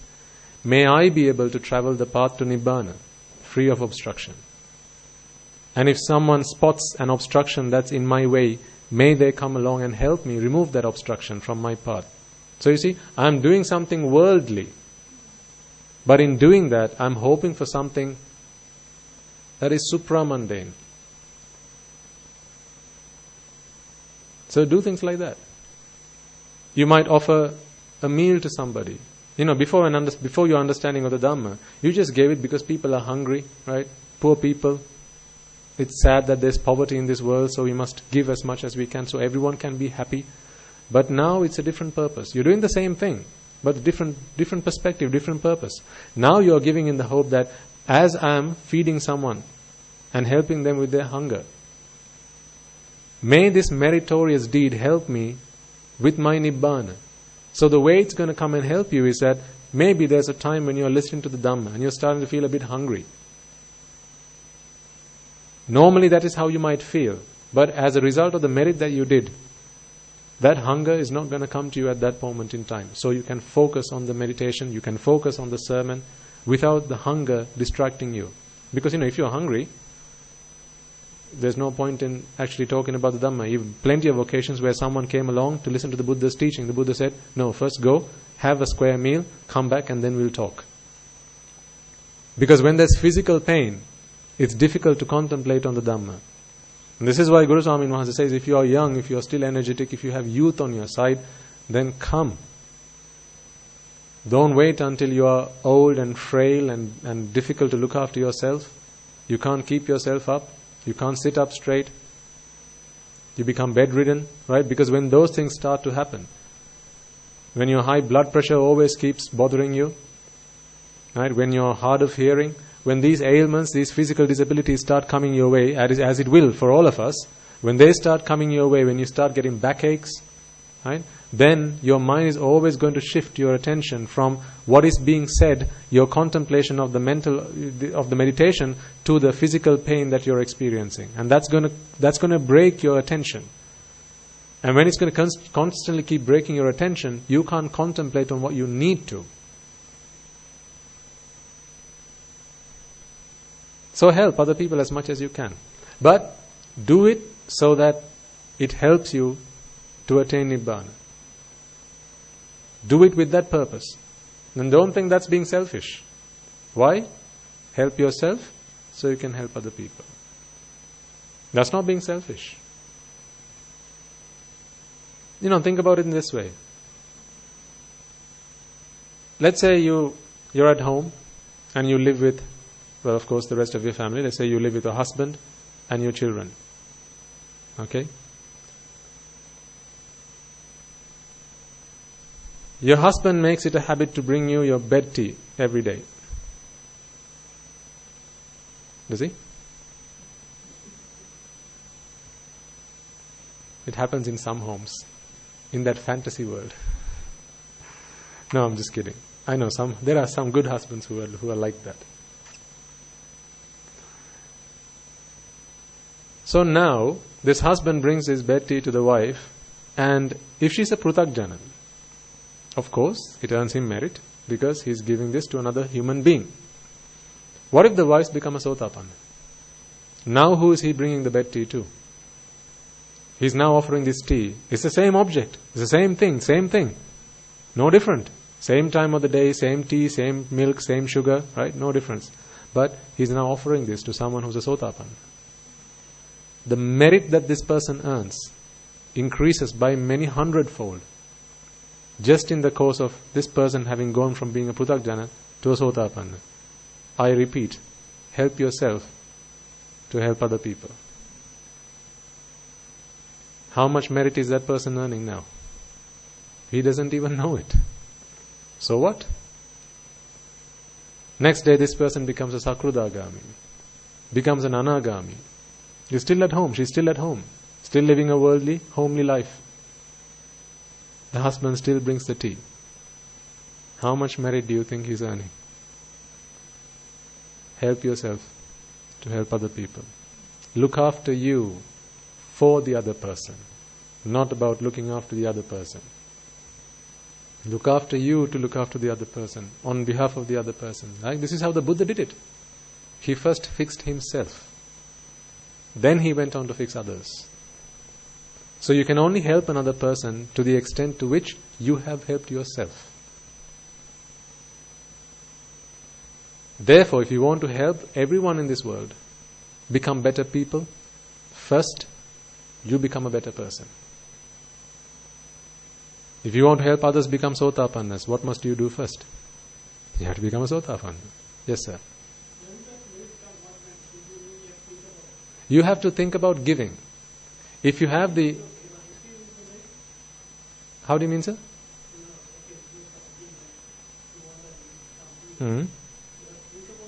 No.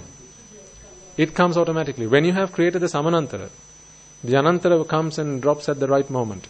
So we don't have to, what you can do is you can make a determination. So, sometimes when you, this is why at the beginning of all sermons, what do we say? Make a firm resolve, right?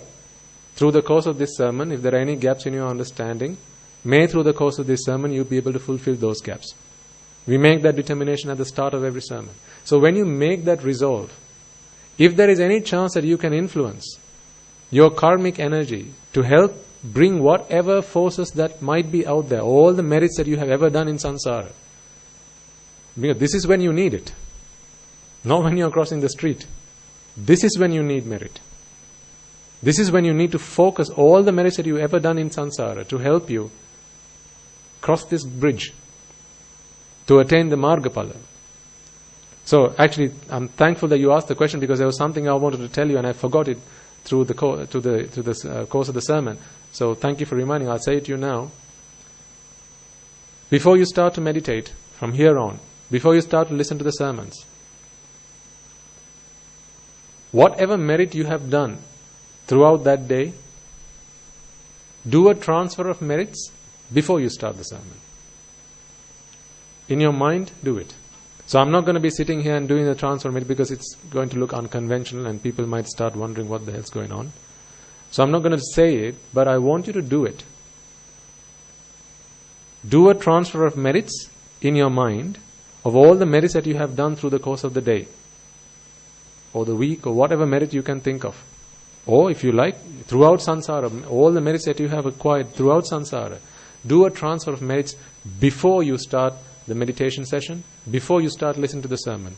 Why? Because if there are beings out there who can help in any way, shape or form, who can help you create the samanantara in some way, maybe remove distractions, they'll do what they can. One might ask, how do we know they're there? No, don't worry about that. Attachment is the cause of vexation. So forget that, right? If they're there, they'll help. If they're not there, then so what? Nothing's lost. So do a transfer of merits in your mind. All you have to say, all you have to think in your mind is, may all the merits that I have ever done throughout samsara be transferred to all sentient beings who have ever come across in samsara. May they be able to rejoice in these merits. If any of them have been born in the woeful planes, may they be able to be born in the blissful planes, and may all those beings attain the supreme bliss of Nibbana, and may they have the compassion in their hearts to help me in this time where I need it. This is a form of paying your debts off. Because sometimes if you sit down, listen to a sermon, and you have a debt, someone's waiting to get your payment, now they'll start come and bothering you now. That's the worst time to come and trouble you. The worst time to come and bother you. Try it out, because I've tried it and it works. Sometimes you can keep sleep at bay by doing things like that. Because sleep is a real trouble for a lot of people, right? Meditating, sermons, sleep comes and troubles you. This is a really good technique, because I've tried it and it works. This is why I'm suggesting you do it as well. Do a very brief, couple of minutes in your mind, do a transfer of merits before you start listening to the sermon, before you start your meditation session. Because if there are beings who you still owe debt to, Well, of course, we can't go looking for them and pay in whatever currency they use in their, in the Preta world. I'd have no idea what currency they use there. The only universal currency is merit. So we pay with universal currency, and then they can convert it to whatever dollars or whatever they use in the Preta worlds. They don't have money there. So do it. It's very powerful. It works. This is why I suggest you try it. Thank you for that question, because it reminded me of what I was thinking of saying it, but then I forgot halfway through the sermon.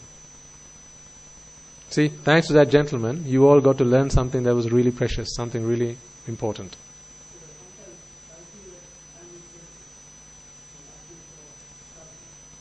Oh, asking for... No, you've done your karma. You've done it. So it's well within your rights to ask for it when you need it. It's like, if you've earned your money, you can use it whenever you like. But the thing is, we can't influence it by that much. Right? So, of course, we can sit down and we can hope and pray and wish, may I be able to make use of those merits, but don't count on it. I wouldn't say count on it, right? But every card we've got to play, because this is the time where we need it most. Whatever card you have, play it. So if that helps in some way, then let's do it. Why not? Nothing to lose and everything to gain. Okay, I think it's time.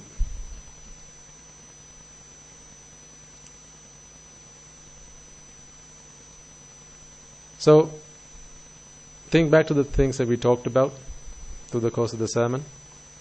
I think we talked quite a bit today about Arya Maitreya and why it's really important that we do it in this day and time when there's a lot of problems out there. If you've read the Piritpota, there's a sutra called the Mettanisansa Sutra. In the Mettanisansa Sutra, the Buddha talks about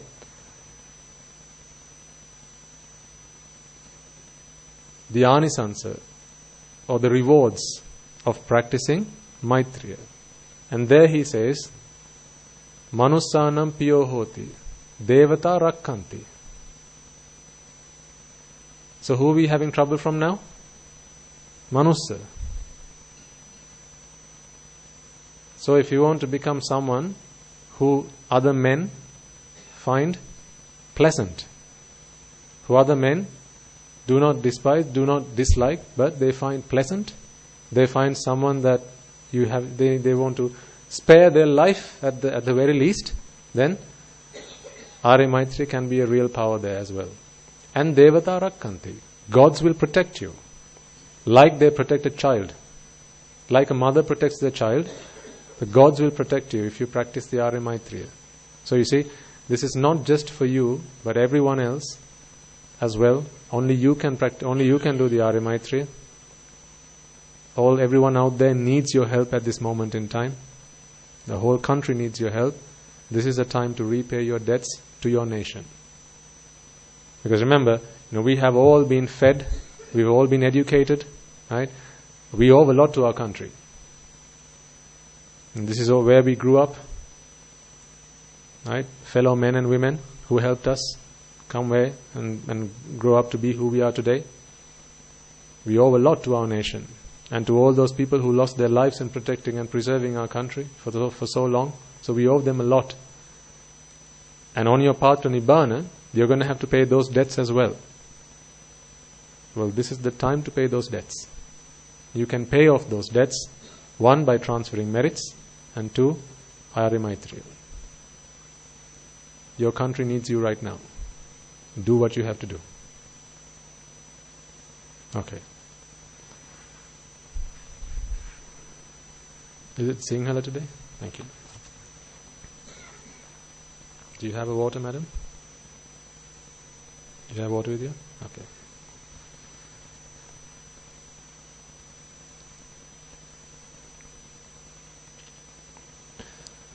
Okay, so before we conclude then,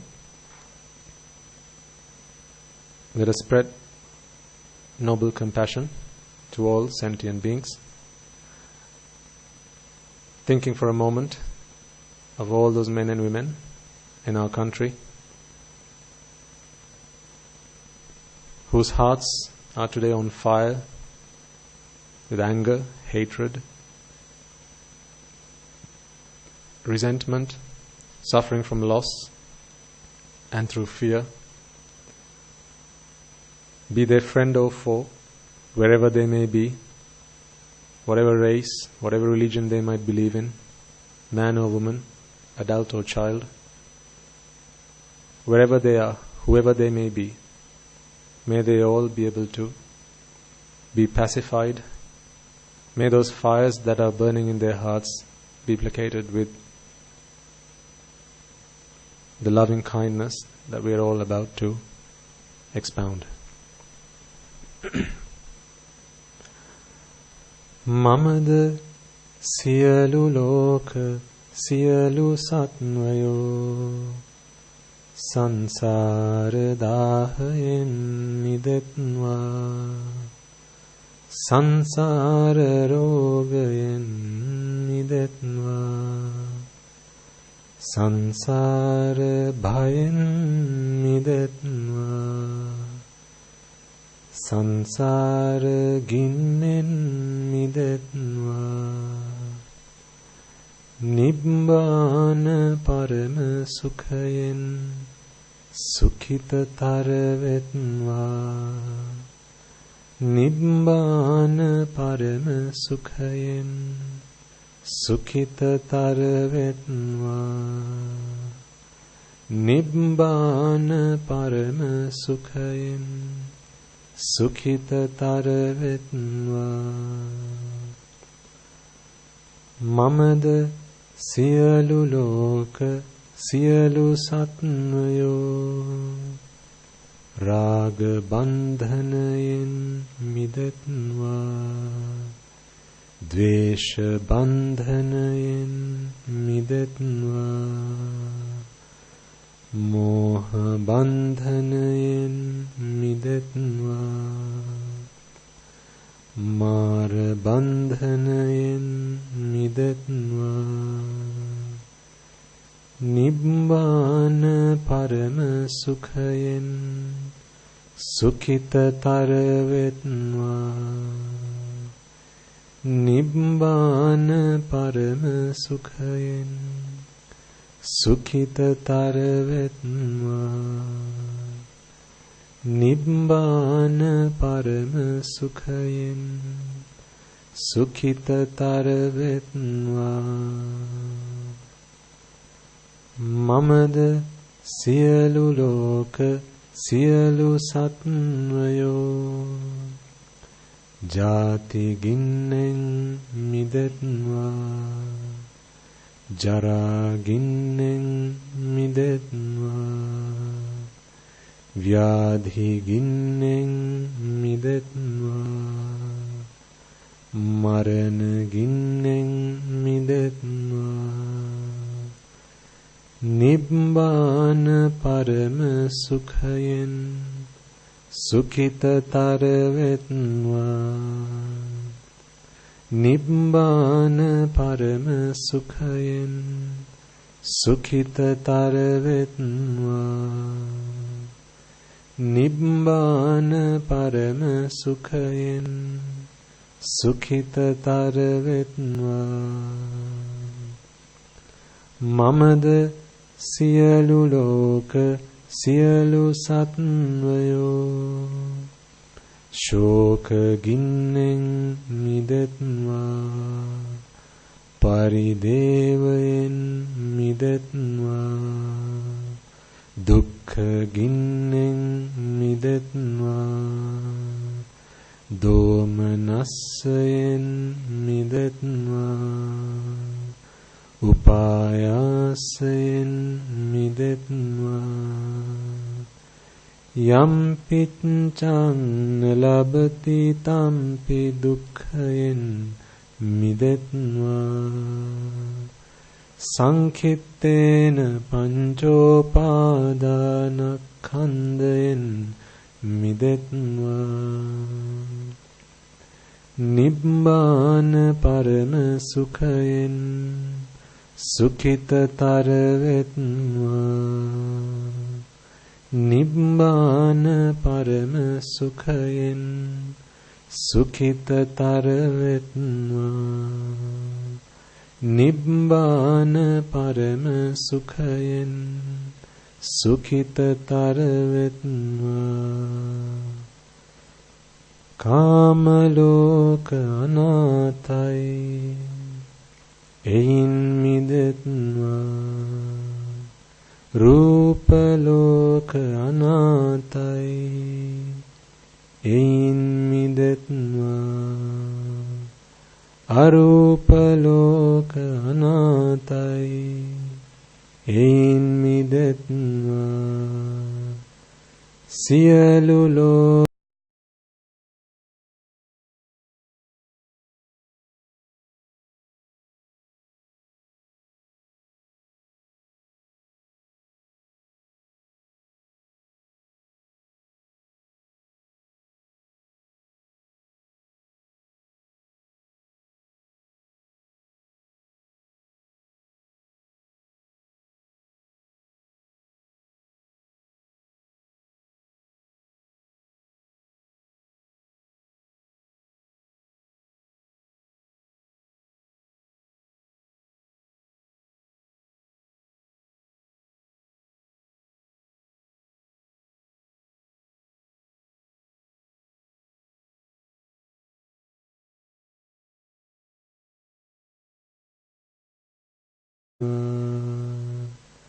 Siyalu loka nivanamanatai nivanamavetva.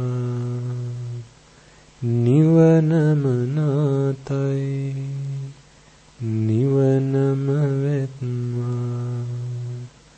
Nivanamanatai nivanamavetva.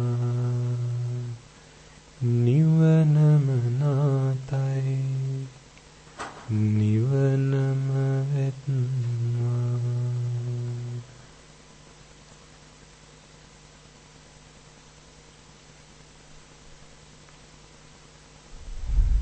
Okay.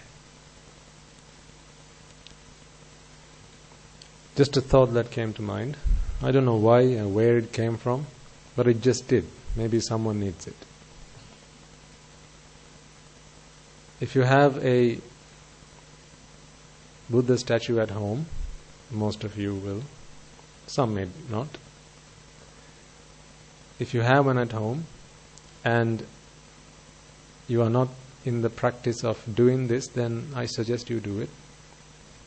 It's something I used to do, and we do it every day now at the monastery, because we do it at the monastery anyway. But as a lay person, I always used to do this. You know how you wake up in the morning and go get yourself a cup of tea? What I used to do, or what we used to do at home, my wife and I, is get a hot water into a little cup or a glass or some kind of suitable container, and then we offered it to the Buddha. So that was the first thing that anyone in our home consumed, and that first item of food or water or whatever was offered to the Buddha, to the Buddha statue. And if we made tea, then there was a tea that was made for the Buddha as well. And actually what we did was, whenever we had a meal, the first portion of that was also offered to the Buddha at home. So I don't know where it came from, the thought crossed my mind. So I thought I'd share it. There must have been a reason why it came to my mind right now. If you don't do it, then I suggest you do it. When you offer a meal, of course, one might think, well, it's just a stone statue. Who's going to be eating it? What a waste. Don't think of it like that, because it's not the statue you are offering it to. It's the virtue. It's the greatness, the qualities of the Buddha to which you make that offering. You know, it's like if you have a photo of your deceased parents at home. You know, some people, they put a garland around it. Why? It's just a photo. It's not to the photograph you're putting the garland on, right? It's to their memory. It's to the greatness of your parents. It's because they were your parents. That's why you make that offering. Likewise, if you're offering a meal, you're offering a glass of water, you know, you can take this as far as you like, or keep it really brief and short and simple. This is why I said a warm glass of water, as if the Buddha were around. I think Ananda Thero would have done this first thing in the morning, taken a hot glass of water to the Buddha and offered him, either to cleanse his mouth or consume the water. Do it at home. And when you do so, make a wish, make a determination, as the gentleman suggested there, so that you can use that karma to help you on your path to Nibbana.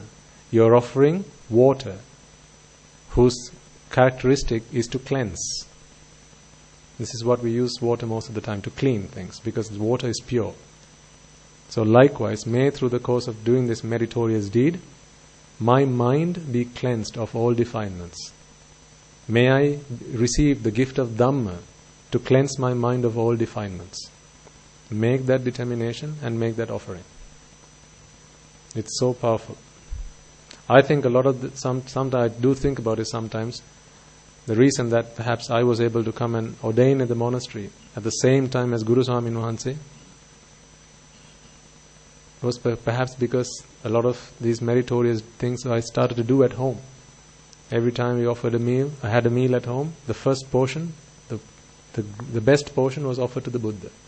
We had a small patre at home, an aluminium container that was kept by the Buddha. We didn't have a special Buddha Kutiya like that because, in those countries it's difficult to find that sort of thing. But what we could at home, we did. Every time you offer incense sticks, I think in the past we have talked about how you make offerings of incense and flowers and the meaning behind it. It's not just a smell, it's not the beauty of the flowers, because the Buddha is not here to see the flowers or the smell of the flowers. All of those have greater meanings. We have talked about them in previous sermons. You can go back and listen to them. So if it hasn't been a habit of yours up until now, I suggest you do it. Just a small glass of water, hot, not lukewarm, maybe just a little bit more hot than that. Offer it to the Buddha and make that determination. If you can, get your children to take part in that as well. So not just the parents doing it, get the children involved. To them it's just a glass of water, but they don't realize the merit that they're earning through by doing that. One day they're going to realize, and then they're going to be so grateful that you made them do it even by force. You might not be around then, but they will pray to their memory one day. So, don't know where that came from, just a bonus. But I thought I'd mention it because there must have been a reason why it came to my mind at this point in time. Okay. So let's transfer merits and we will conclude the sermon. First and foremost, let us once again take a moment, as we did at the beginning, to contemplate on the fact that it is because of the Supremely Enlightened One, the Perfect One, the Omniscient One, the greatest being there ever was, there ever will be, that we have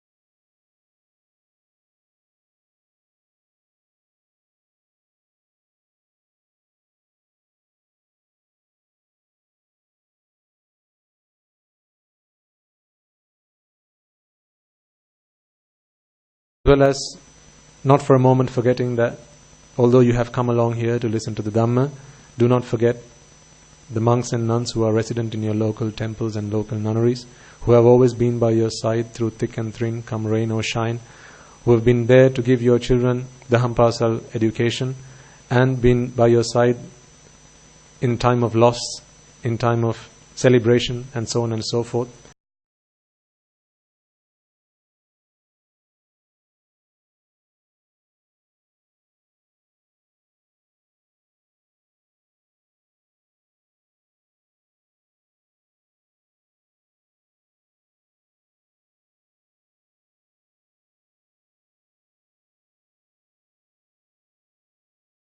Also take a moment to transfer merits to the Devas, Brahmas, spirits, demons and the dead that we invited at the start of this sermon. May through the power of these merits they be able to practice the path, and if there are any obstacles in their practice, may those obstacles be removed. May through the power of these minutes, they abstain from the unmeritorious deeds, fulfill the meritorious deeds, fulfill the Noble Eightfold Path, and attain the supreme bliss of Nibbana. Sadhu, sadhu, sadhu. Let us also take a moment to transfer merits to all beings who you have come past in samsara, mothers, fathers, brothers, sisters, uncles, aunts, nephews, nieces, grandparents, teachers, co-workers, and so on and so forth, anyone and everyone who might have helped you in any way, shape or form, be that by offering you a glass of water, or perhaps by sharing your fears, sharing your worries at a point in your life when you needed it. Those men and women who have shaped your life such that you have become the good citizens that you are today, may they all be able to rejoice in the merits that you have all acquired today. May through the power of these merits, if any of them have today been born in the woeful planes, they be able to redeem themselves from the woeful planes. May through the power of these merits, they abstain from the unmeritorious deeds, fulfill the meritorious deeds, fulfill the Noble Eightfold Path, and attain the supreme bliss of Nibbana. Sadhu, sadhu, sadhu. Let us also take a moment to transfer merits to everyone who has helped make this event a success, either by inviting you to be here, providing you with transport, or perhaps by making your stay here as comfortable as it could be, by ushering you a seat, or perhaps by offering you a glass of water, as well as those men and women who have made the technology that we are using here today possible, be that by enabling the internet connections that we use to propagate this Dhamma throughout the rest of the world, or perhaps by transliterating sermons in whichever capacity that they are able to do so, as well as today all the merits that you have all earned by offering flowers to the Buddha, incense to the Buddha, as well as the Mahasangha. May through the power of all the merits that we have all acquired today, anyone and everyone who helped make this event a success, make this event possible, be able to rejoice in the merits that we have all acquired today. May through the power of these merits, they abstain from the unmeritorious deeds, fulfill the meritorious deeds, fulfill the Noble Eightfold Path. If there are any obstacles on their path to Nibbana, may all those obstacles be removed once and for all, and may they all be able to attain the supreme bliss of Nibbana. Sadhu, sadhu, sadhu. Let us also take a moment to transfer merits to those men and women of the armed forces who have forever protected and preserved this country, sometimes by sacrificing their lives when the need for it arose, as well as members of the police force who have dedicated their lives to protecting and preserving this nation, as well as in this difficult time all those men and women throughout the country who are living in fear and hatred and anger, be they friend or foe, may they all be able to rejoice in the merits that we have all acquired today. May through the power of these merits their hearts be pacified and placated through compassion, and may the anger, the hatred and the fear in their hearts be dispelled. May through the power of these merits they abstain from the unmeritorious deeds, fulfill the meritorious deeds, fulfill the Noble Eightfold Path, and attain the supreme bliss of Nibbana. Sadhu, sadhu, sadhu. And finally, may through the power of all the merits that we have all acquired today, in all the meritorious deeds that we have all partaken in today, may all the men and women throughout the world who have dedicated their lives to practice the Dhamma through day and night, come whatever obstacle, have dedicated their lives to doing so, be able to do so. May they be empowered, may they be energized, and may through them we be able to witness the advent of many hundreds of thousands of Arhatun Mahanses in this blessed land, in our very lives itself. Sadhu, sadhu, sadhu. And finally, may you and I and everyone who has been part of this, helped us, supported us, assisted us in any way, shape or form, even if that may be by passing on their blessings to us, be able to become one of those Arahatun Mahanses, be able to become one of those Arahat Mehanin Mahanses, and be able to attain the supreme bliss of Nibbana in this very life itself, in the era of the Gautama Supreme Buddha itself. Sadhu, sadhu, sadhu. The members of the Mahasangha will now transfer their blessings to you.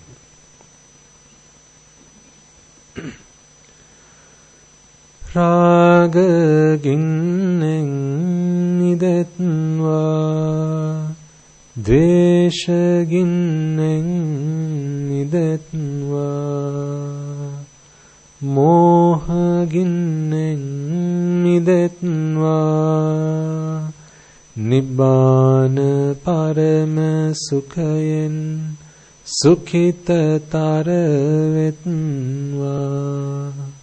Nibbana parama sukhayen සුඛිතතර වෙත්වා නිබ්බාන පරම සුඛයෙන් සුඛිතතර වෙත්වා මමද සියලු ලෝක සියලු සත්වයෝ නිබ්බාන පරම සුඛයෙන් සුඛිතතර වෙත්වා නිබ්බාන පරම සුඛයෙන් සුඛිතතර වෙත්වා නිබ්බාන පරම සුඛයෙන් සුඛිතතර වෙත්වා.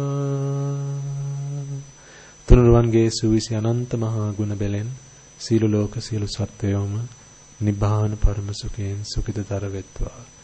May I and all beings in all worlds be freed from the fires of desire. May I and all beings in all worlds be freed from the fires of aversion.